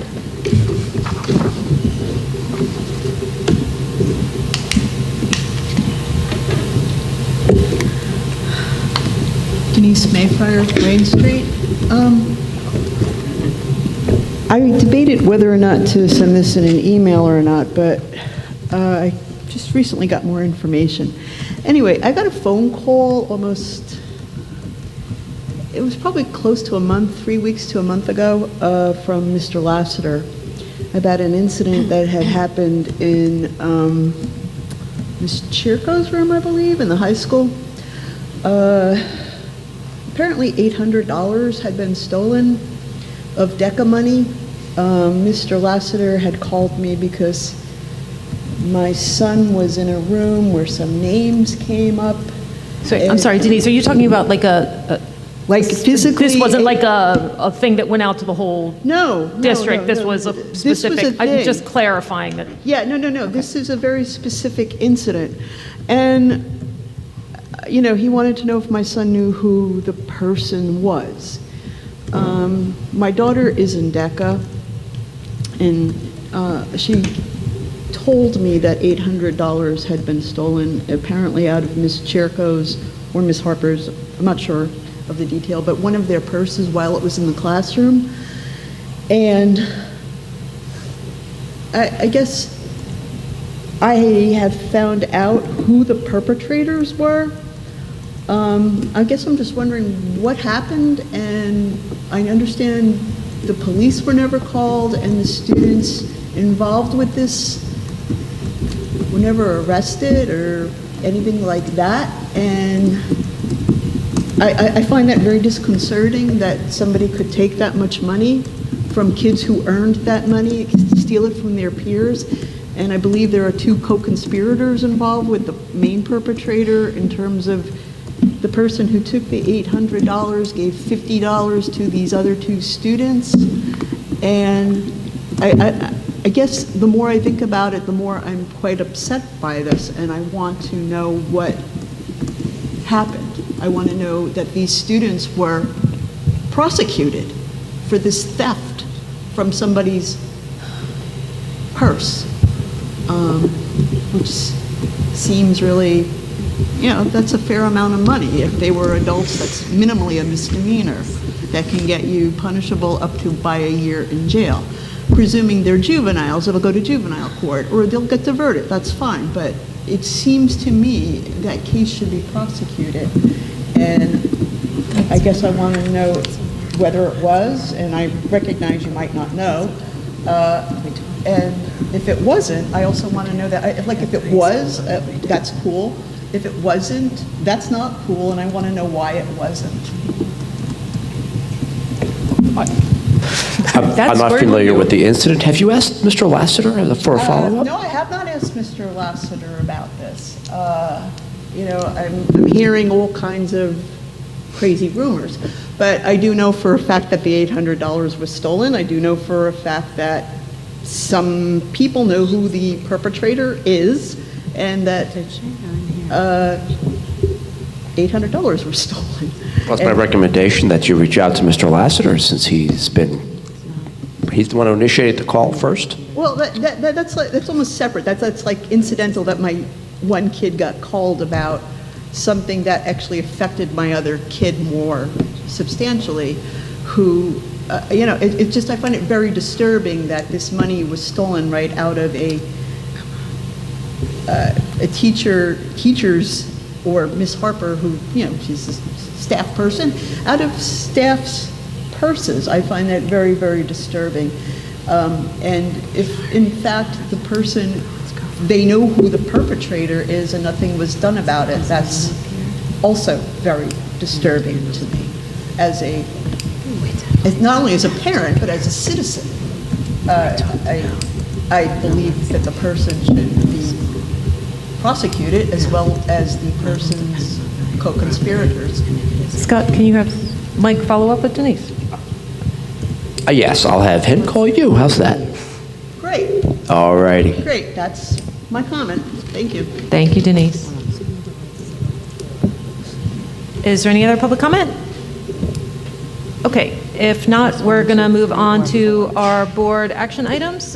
Michelle, could you move the curriculum and instruction items, please? Sure. I would like to move items 1 through 4 with the aforementioned changes on items B and C in the HIB incident report. And, yep, that's it. Okay. Is there a second? Second. Is there any discussion? No. I'm only just concerned on number 3 that we have a draft of the curriculum, but we don't actually have an actual curriculum written out to vote on. This is the first step in that process. In the previous 4 years I've been here, we've always first had you approve the course before we actually make the next step and write the curriculum guide. Oh, okay. Because otherwise you'd incur the expense of writing the curriculum and then have the board not approve it, which Right, wouldn't make yeah. much sense. We haven't received a draft. I just wanted to make that clear. There's no draft. Right. Okay. And the course won't be run until we do approve the curriculum, so it's kind of... Anything else? No. Okay. Is there enough interest within the people taking Mandarin or people who might take Mandarin next year in this heritage course, or is it we have lots of courses that we have curriculum for, that we offer, that there's lots of interest. Then maybe next year there's not a lot of interest. Courses come and go, ebb and flow. We won't know until we offer it. Anything else? No? Okay, Linda, could we please have a roll call? Ms. Byer? Yes. Ms. Simorowski? Yes. Ms. Coleman? Yes. Mr. Krieger? Yes. Mr. Magaziner? So, yes for 1, 2, and 4, and no to 3. Ms. McFadden DiNicola? Yes. Mr. Roslevich? No on 3, yes to the remainder. Mr. Woodward? Yes. Okay, Mark, could you move the finance and facilities items, please? Yes, I'm going to move items 1 through 21. And again, a reminder that number 19 has the last line deleted, preschool disabled full-time, which isn't part of our program. So again, moving items 1 through 21. Okay, is there a second? Second. Is there any discussion on those items? No? Seeing none, Linda, could we please have a roll call? Ms. Byer? Yes. Ms. Simoresti? Yes. Ms. Coleman? Yes. Mr. Krieger? Yes. Mr. Magaziner? Yes. Ms. McFadden DiNicola? Yes. Mr. Wislevich? No on 21, yes on the remainder. I'm sorry, abstain on 21. Abstain, sorry. And yes on the remainder. Mr. Woodward? Yes. Okay, let's see. Ruth, could you move the personnel items, please? Yes, okay, I am moving Scroll, 1 Ruth, through 57, with a reminder that in 29, there is that salary correction to 67,145. Okay. All right, is there a second? Second. Any discussion? Just one question about, so number 9 says that Mr. Knight is resigning, but number 26 says that he's being moved from middle school to Irving School. Which one is happening, or? It's just a temporary move. Okay, anything else? Good catch, though. Yes. Zayu, you're paying attention. That's true. Okay, if there isn't any other discussion, Linda, could we please have a roll call? Ms. Byer? Yes. Ms. Simoresti? Yes. Ms. Coleman? Yes. Mr. Krieger? Yes. Mr. Magaziner? I have to abstain from 19 Yes, you do. and also from 38. And yes for the remainder. Ms. McFadden DiNicola? With great regret, especially for item number 2, yes. You are approving item number 2. I'm approving all of them, I'm just expressing regret. Okay. Mr. Wislevich? Abstain from 10, 11, and 12. And no on 1, 2, 32, 33, and 34. And yes on the remainder. Mr. Woodward? I'm going to abstain. Okay, so Mark, could you please move the policies for us? Yes, I'm going to move policies numbers 1 and number 2. Okay, is there a second? Second. Any discussion on any of those? No? Okay, seeing none, Linda, could we please have a roll call? Ms. Byer? Yes. Ms. Simoresti? Yes? Ms. Coleman? Yes. Mr. Krieger? Yes. Mr. Magaziner? Yes. Ms. McFadden DiNicola? Yes. Mr. Wislevich? No on number 2, yes on number 1. Mr. Woodward? Yes. Okay, we don't have any equity and excellence items to move, so that brings us to our board liaison reports. You're jumping on your mic. You have anything from us for Ms. Yang? We did not have a municipal alliance committee meeting. Okay. Mark, I'm assuming you're... Same for me. Same from you? Haven't had a call. Okay. Rob, do you have an update for us on the Ed Foundation? Or Well, how their event yeah, went over they the had a- weekend? they I had know a Monique terrific went, event. and apparently came home a big winner. Yes, I saw that. Are we sharing? It was crazy. My first time playing poker ever was at the Nice. Highland Park Ed Foundation. That's 'cause It'll be the start of something You sit big. next to me, that's why. So that was Saturday night. The next meeting is not this week, but next. On the 21st. Yeah. Okay. So And it was anything excellent. you I want mean, to well, just to tell us say- about the event? So this is I went last year to the event at the high school, and completely different vibe. It was great because we had Donnell Morgan give her talk, and then we moved to the high school auditorium for band. And then Saturday night, casino night. So it was just a nice variety of offerings, I think, and it was a very festive, happy crowd there, and you're supporting the kids in schools, so you can't beat it. And for me, I learned to play poker, and I did pretty good, cleaned up, as I call it. So yeah, it was really fun. Yeah, it was fun. And then there was this one guy that kind of trickled in. He said he was from the community. He just heard about it somewhere, and he joined the party and supported our school. So it was great. And he took home a nice luxury bag for his mom for Mother's Day. He won as one of the raffles. So yes, Great. it's very Well, very thank good you night. for going, Monique. They do really great work. Yeah. Okay, Anne's not here to report for us on the Commission for Universal Access. I'm sure she will update us next month if she has anything. Public Library, oh dear, poor Miss Fittipaldi. Things are, I drove by there today and there was a Eyewitness News van parked in front. The library is the new hotbed of conversation. And I have the good fortune of attending Monday night's meeting. Good for you. I'll be there to represent the school district. I told Ms. Fittipaldi to take a night off, and I'm sure I'll be involved in the discussions about recent events. But we haven't had a meeting since, so I'll report to the board Monday, after Monday. Anybody know, I mean, I have just bare minimum information about what the brouhaha is about. I know, unfortunately. Yeah, I know, your mic. unfortunately, intimately, because my wife is on the library board of trustees. Someone. I don't want to talk about it. Let's. Yeah, we I don't think shouldn't. it's There's a board of a controversial proposal was somehow accepted by someone. No one knows who accepted the controversial proposal to talk, and the board of trustees is meeting with their attorney tomorrow night, and has postponed the controversial talk. Gotcha. Okay. Yeah, but that meeting should be quite interesting, Scott. It's going to be fun, Scott. Well, I mean, today there was a news van out front. So, I mean, this is all going to go week of on work. all week. I mean, if it's already happening now and their board meeting isn't until next Monday, I think we can look forward to a full week's worth of this, if not longer. All right, well, good luck to our library board. Shared services, I have not received any communication from them in quite some time. No CPAC? No updates, okay. Monique, do you have anything for us from parents of students of color? No, they have not met, and they're working out some dates for their next meeting. Okay.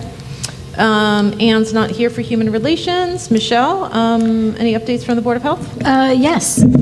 So I went to the Board of Health meeting on the 9th of May, and we talked about the usual things that I had mentioned last time, but there were a few things that came up.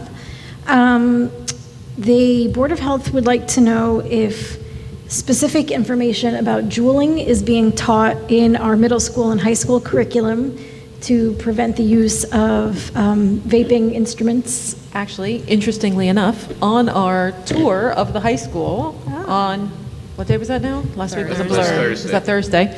As we were concluding our tours and coming back out the front, that was exactly the presentation that the high schoolers were getting. I think it was the ninth graders. Yes, it was. We're getting that presentation, and I'm sure Mr. Lassiter would be more than happy to share, how that information is being disseminated, what that curriculum is, but all those kids were in that auditorium, and I mean, this has been a conversation, I feel like, in multiple meetings that we've been in recently, like how really particularly diabolical this is, that some little implement has been created that, just looks like something you might stick in the side of your computer, that lets you to smoke wherever you are with no smell, It's diabolical. I mean, it is just meant for, teenage brains that think they can get away with everything and anything to just try to get away with everything and anything. It's important to the Board of Health. They certainly agree that is diabolical, and I think. It's also important to, I think, our staff and our administrators, and certainly I know to everyone sitting around this table. So we share their concern, and maybe Scott, you can figure out a way that we can funnel information to the Board of Health through Michelle about I'll work with Michelle what's about being that. done. Yeah, so I do know for sure, since my kids got the information through Mr. Sclafani's class, that I was able to tell them that. Right. But we'll be in It sounds like touch. there's something even larger is, going yeah. on grade by grade as well. So. Well, I know that, being the head of the curriculum committee, I was able to give them a little bit of information, but not, comprehensive amounts. So we'll get in touch with that. But I also wanted to mention that in our magazine that the board receives, the National School Board's glossy, once a month, that there is a full article about vaping and policies around vaping. That's right. So I think that I'll bring that to tomorrow's policy committee, and we can take a look at that. So I'll report that back to the Board of Health. They are still looking for volunteer reps from the middle school that will be rising 8th graders next year. And they need commitments, basically, by the second Thursday in June. Have they reached out to Mrs. Osebia yet? They reached out to Ms. Asamoah as a go-between, but Ms. Asamoah didn't have middle school names necessarily. She had high school names. So I will be getting in touch as a go-between about that one as well. Ms. Asamoah, speaking of her, she wants to start a smoking cessation program in the high school, so to help students and others quit smoking. One of the student reps said, no, that's not something kids are interested in doing. They're not going to attend another class. So it seems like there probably, is some discussion to be had about whether or not that's worth doing, but that's something that is on the table, and Ms. Asamoah is willing to do it, which is great. But I guess we'll have to figure out what the interest is. Also, there's a building maintenance issue at Bartle that was brought up by the health inspector concerning the dishwasher that has been broken, and so there's a food safety issue that they are concerned about, because if the dishwasher is broken, that things need to be done by hand in a certain way, and they were concerned that those food safety precautions were not being met. So I wanted to follow up with them on that, so maybe we can talk about that, Scott, and see what the issue is. I will check in with Ms. Ophala on that too. I always, after the Board of Health meetings, when I took my notes, I would send a quick email off to Scott and Linda, and stuff got done within a day or two. Okay. So I would advise, that was very helpful, because I was in shock the first time I went to a Board of Health meeting, and they said the refrigerator is down at the whatever school, and I was like, ah. Yeah, no, this is the first time. I know, it happens Michelle? from time to time. Anybody who inspects our facilities, whether it be for the annual fire extinguisher re-up, always reaches out to Mike O'Donnell, but we'll verify that with Linda. Something seems very, very strange that they would report that out there and not go directly to either the building administrator or to Linda. Yeah. Or something. I think they do. A little odd. I think they do both. What happens at the meetings is there's the health inspector has a report that lists every establishment, including the schools in the town, and it will list literally any violation at any level. Right. So this might be level 0 out of level 5. Right. But the dishwasher broke last week, and they put it on the report, and the Board of Health tends to look at the schools and say, oh, the school, and thank goodness we have a school rep.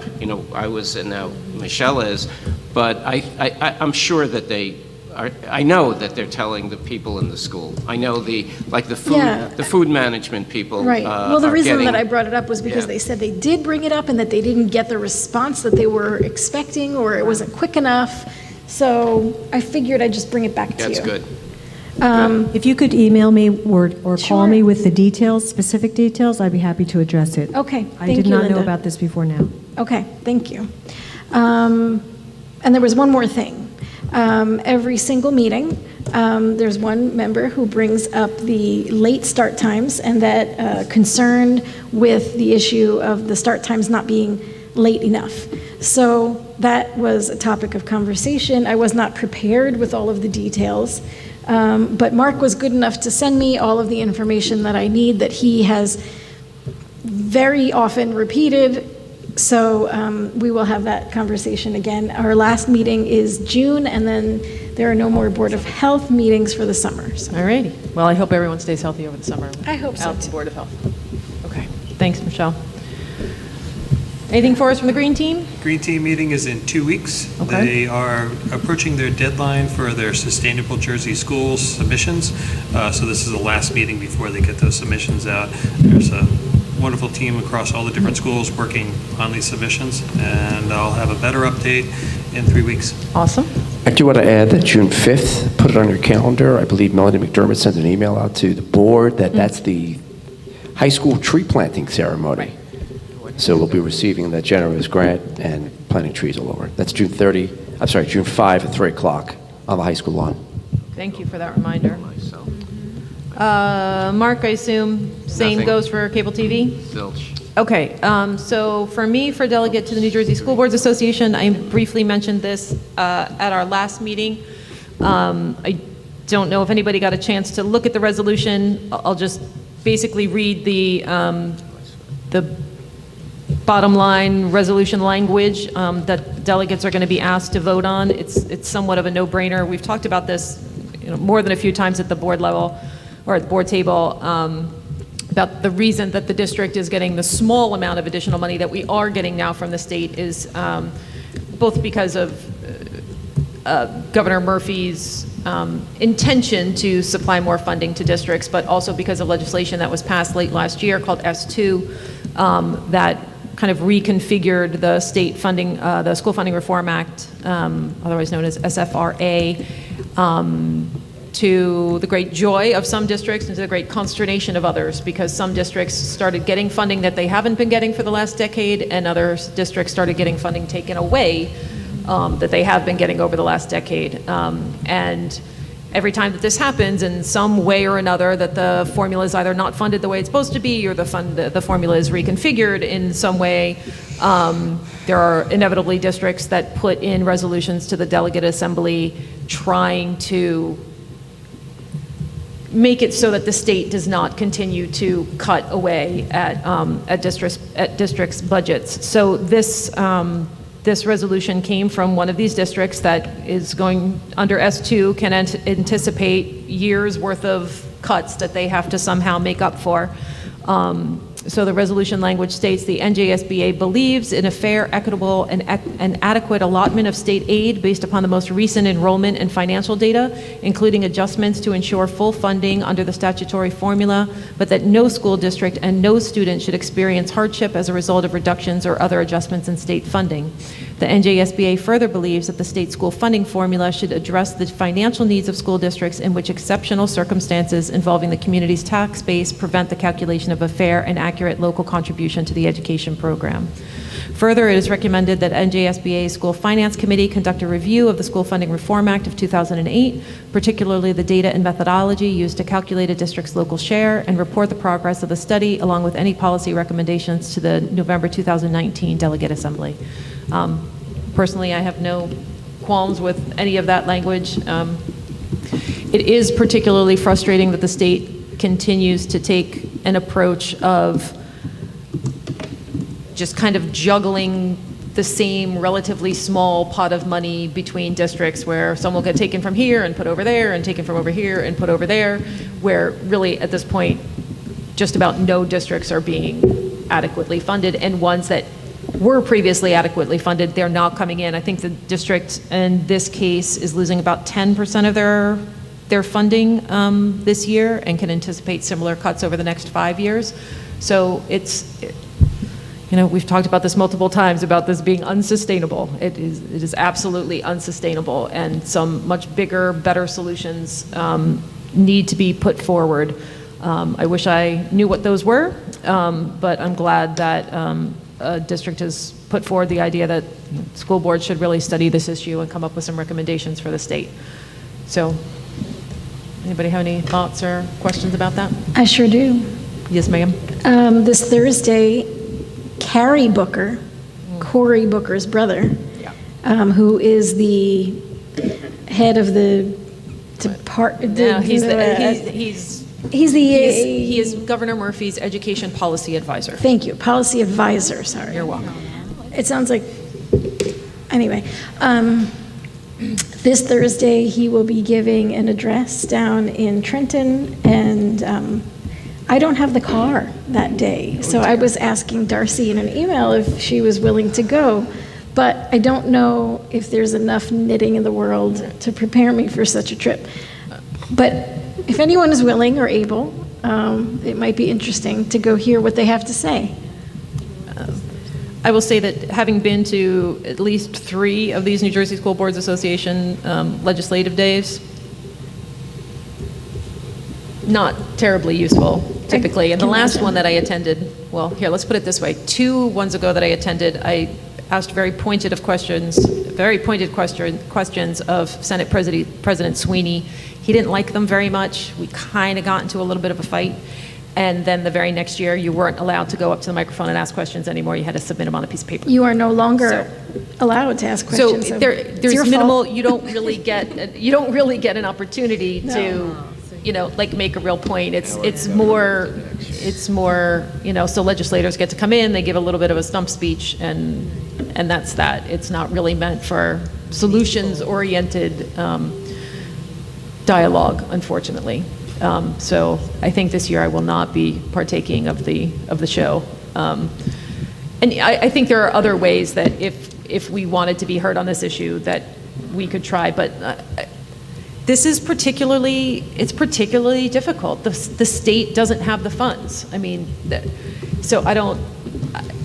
Again, there are solutions that are just a bit above my pay grade. I wish I knew what those state level solutions were, but I honestly don't.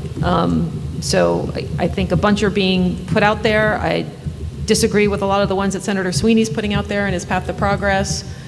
Unfortunately, I don't hear Governor Murphy coming out with a lot in response, so everything just kind of feels stuck. It just kind of feels stuck. That's why I wanted to hear what Mr. Cary Booker had to say. But Cary Booker doesn't have a lot to do with this. This is legislative. I thought since he was the advisor that he would be.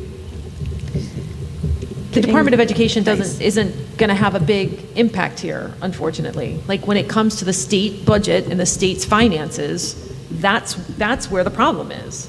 That if they don't have the money to dole out to the districts to fund the School Funding Reform Act, the department can come up, just like we could sit here and we could come up with lists of things that we want all day long, things that we want to fund, things that are our priorities, things that we think are important.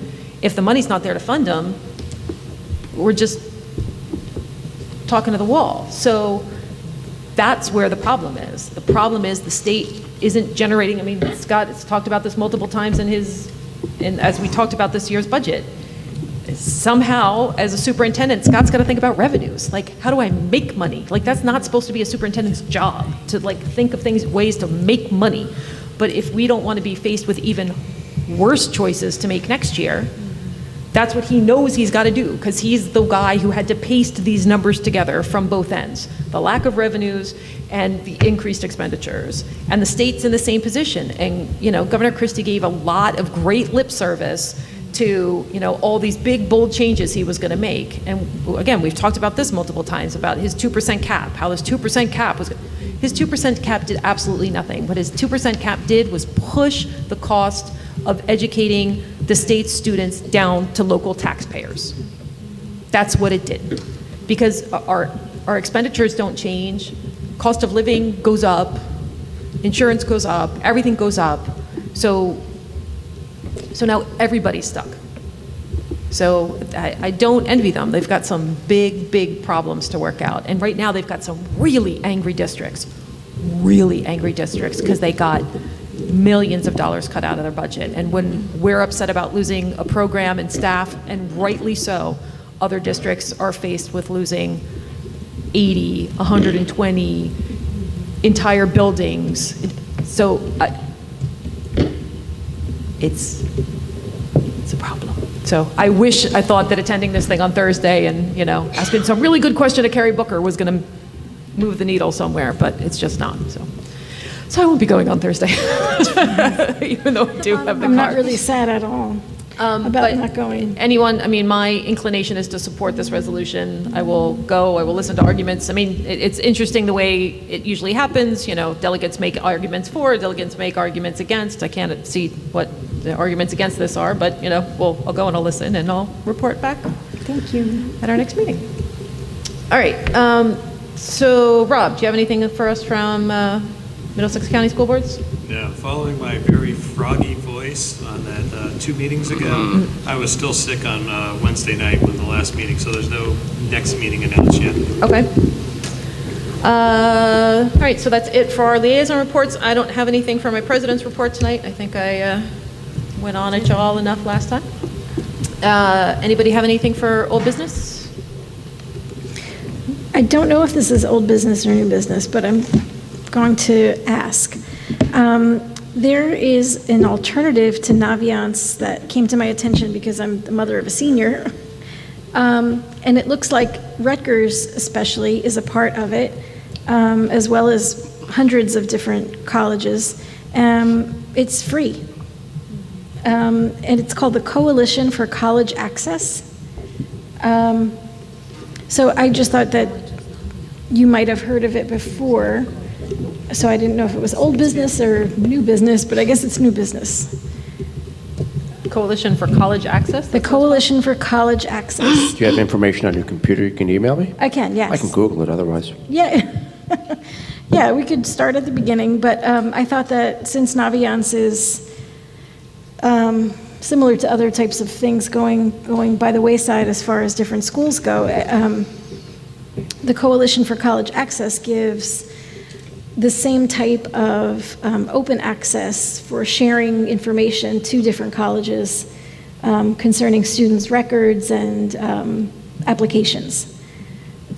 So the Coalition for Access, it's the Coalition app, so that's more related to the Common app versus the Coalition app, more so than the Coalition app versus Naviance, since the thing about Naviance is that it's connected to the Common app, so that makes it easier for you to upload, for teachers to upload stuff on Naviance, and then it gets sent to the Common app, and then everything's connected, and it's all great. But I personally never used the Coalition app, but from what I've heard, it's just like an alternative to the Common app for some colleges that don't offer the Common app, or that the Coalition app, or they're only on the Coalition app, something like that. But I don't think that it's comparable to Naviance itself, but instead it's another alternative for students to use when dealing with college applications compared to the Common app instead.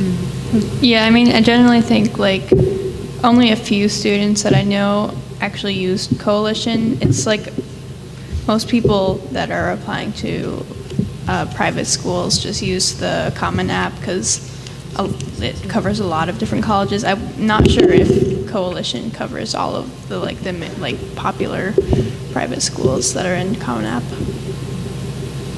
I guess there's more research to be done. I just thought that if we could save a little bit of money, and it looks like most of the students that we have graduating are going into schools that are covered by this coalition, that perhaps it was something for us to take a look at. Sounds like a separate thing, though, no?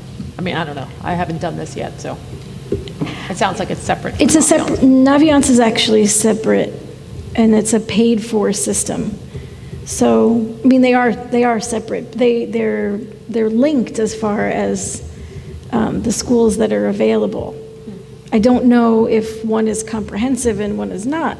Looks like we have to, look into it. Yeah, that's the question. Because I got the sense that the coalition is not as comprehensive. It doesn't do all of the services that Naviance does. Right. So, but again, I don't know enough about it. But that's my impression. That really is just a different way of completing the Common App, but doesn't provide all of the other resources that Naviance does. Right. Yeah, I didn't do a cost-benefit analysis or anything like that, as you can tell. So, I don't know how much we spend on Naviance. I don't know the particulars. I know that there's a few people in the building that we rely on to use it as, experts. Anyway, I thought that might have been old business, but no. Okay. Does anybody have anything else? Nope. Anything for new business? Actually, yes. So there's a few different things. The NJSBA conference is offering a discounted rate if we register before June 30th. So I thought that if we could decide before then, we could pay a little less money and attend. Also, I was very disappointed to see such a lack of information sessions about TGNC policies in New Jersey. I thought our first policy presentation was really well received, but there didn't seem to be anyone else who, picked it up after we dropped it. So I'd like to see if we could pull that together for this coming October. And the next thing I wanted to bring up was something that came across my social media, and it's a free workbook that you can download, and it's similar to Undoing Racism, but you do it on your own time. It's actually like a personal journal that you work on. It's called oh gosh, let me look it up here. Sorry. It's the White Supremacy Workbook. It's called White Supremacy and Me.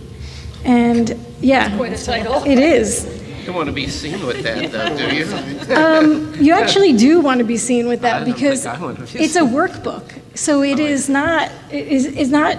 The title is a little, there's a bit of a double entendre there. I guess that's, so. like, difficult. It's written by a woman named Layla Saeed, and the cover is Me and White Supremacy Workbook. So I guess, yes, it could be read differently than it's meant, but it's a free personal anti-racism tool for people holding white privilege to begin to examine and dismantle their complicity in the oppressive system of white supremacy.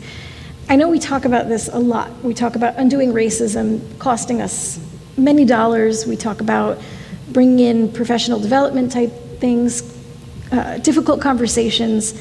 This is a personal, reflective type journal that you can download for free, and it's written by a woman who works in the field. She's also an artist. She's a poet, and you can read about her in particular. Her last name is Saad. Her first name is Layla, Layla. And I downloaded it myself, so I plan on doing it. I wouldn't recommend it if I wasn't going to do it myself. But I think that it's a free first step, perhaps. So I thought, if we all want to take a look at it, we could disseminate it amongst friends and family and get to work. How about Equity and Excellence? Take a look at it. Okay, good idea. Okay. I just pulled up the website, so. Okay. looking forward to it. Yeah, so if you guys take a look at it, and then you can report back to us. Okay, anything else? I just had a thing. So last year I remember our ranking for high school was number 17 in the state, but this year it dropped to 59. And I was looking through the U.S. News page. I noticed that our math literacy rate is 30%. That seems pretty alarming to me. That about only 30% of our students are on a proficient level compared to like regular standardized standards. So is there anything that we can do to help this, or is there a reason that's causing it that we could fix our 30% math literacy rate? Well, it could be a number of things, but it's a loaded question to ask, so I have to follow up with you if you'd like personally provide you more information. But I can tell you our participation rates continue to hover around the 85 to 90% range. So I question what the validity, I always question the validity and reliability of the data to begin with, let alone the fact that 10% likely of our highest achievers aren't even taking the test. So that's a start. But if you'd like a more detailed breakdown, maybe we can connect and I can go over it with you. I do often ask you to reach out to me by email, and I don't know if we've had a chance to really sit and talk about numbers of issues, but before you leave, you should invite me to the high school at some point, and I'll meet with you during lunch like I do with many students who have questions like that. Is that just based on park data? Is that what? I'm sorry? They're pulling it just from park data? Is that Correct. where they take it from? I think it's really important with these different things that are ranking students and ranking schools that you take a look at the metrics that they use, the data that's used to, rate them. Sometimes it really is not worth getting any kind of emotional over it because the rankings are made up of such weak metrics. Mm-hmm. You're right. Okay, if no one else has anything, else for new business, this is our final public comment period. So if anybody would like to make public comment, now's the time.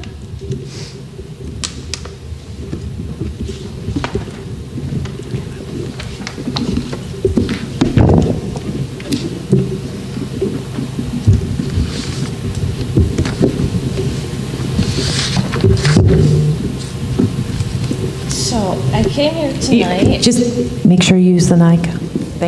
I came here tonight not so much to fight for my job, because I fully expected you guys to vote the way that you did, as it was told by Scott that the board rarely votes against his recommendation. I sent you all a letter earlier, again, not to fight for my job, because to be honest with you, at this point, it's 12 years of my life, and probably the last 6 of them I've been fighting tooth and nail for myself and for my son.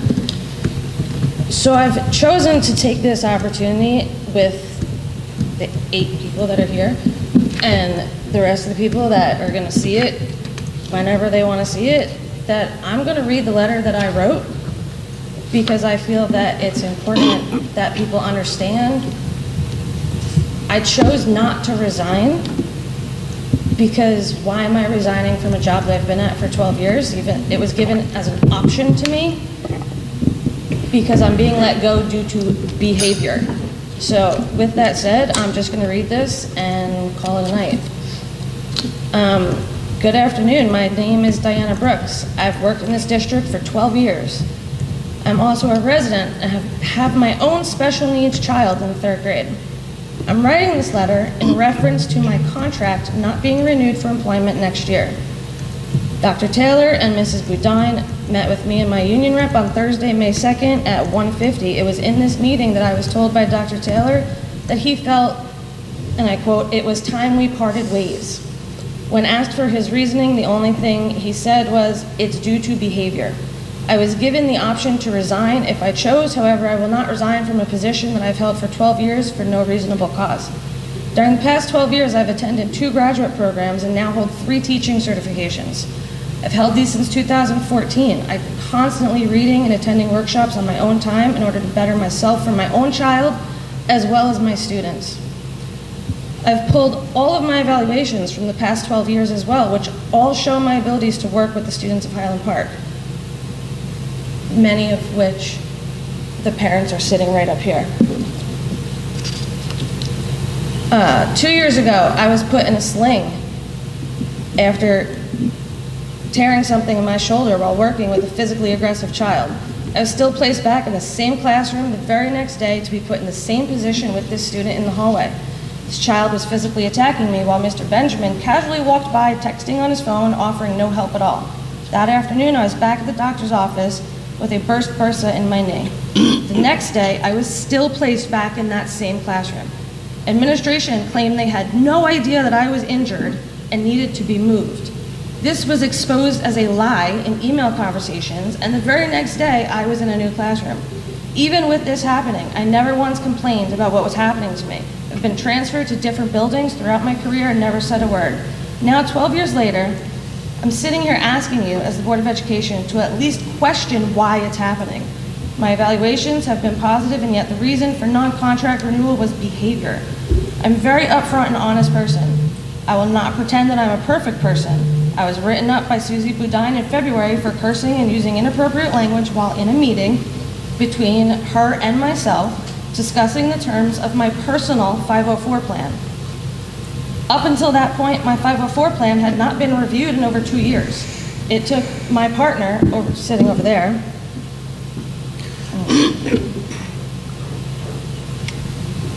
to say something to Scott Taylor the day before that all of a sudden I was being called to schedule my 504 plan review meeting. While at this meeting, I was asked to specify certain terms of my plan. I was told no to the first few things I mentioned. I was told it would interrupt the educational process. Everything I required was being shut down. Now I'm going to get real honest. My 504 plan is due to me being diagnosed with general anxiety disorder, attachment disorder, and PTSD. As I was sitting in the room listening to my supervisor, the director of special education, tell me no to every tool that I have asked to have in my bag due to severe panic attacks, I began to feel anxious. My anxiety kept going up until I could no longer hold it in. I fully admit to using colorful language as I explain my frustration with this district and the special education policies. My personal frustrations turn to how the district is failing my autistic son as well. I take full responsibility for what I said, and I'm not using my mental illnesses as an excuse for my actions that day. However, I do want everyone to understand the reasoning as to why it had happened. Mrs. Boudin wrote me up saying that even though it was a closed meeting about my personal 504 plan, I was still representing the district. I did not fight the write-up. I signed the paper with my union rep present and moved on from the situation. A week after that, we met again. This time, it was Mrs. Boudin, my building principal, my union rep, and myself. This meeting went very smoothly, and everything I had asked for in the previous meeting with Mrs. Boudin was now being accepted and written into my 504 plan.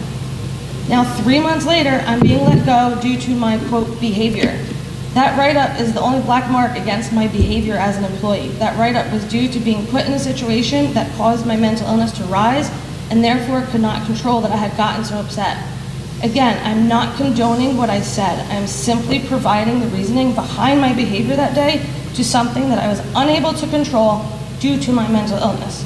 If Dr. Taylor would like to let me go after 12 years of working phenomenally with various special education students due to my behavior, then he's letting me go because of a mental illness that I have that falls under the Americans with Disabilities Act, which allows me to have my 504 in the first place. I do use my right to advocate for my son, who is enrolled in the special education program in this district. My advocating for my son and taking the district to court on behalf of my son has no bearing on my ability or behavior as an educator and employee of this district. I am by no means asking for special treatment. I am openly and honestly asking for fair treatment. Thank you for your time.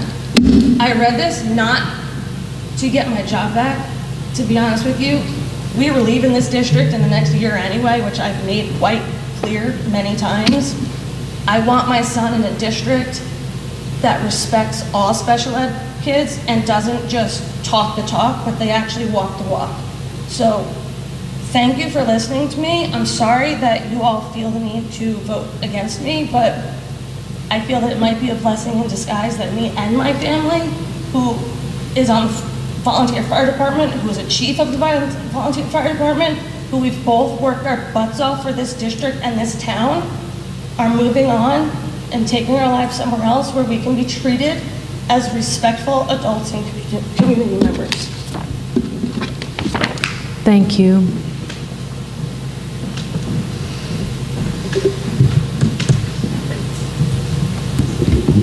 Did you steal the pen?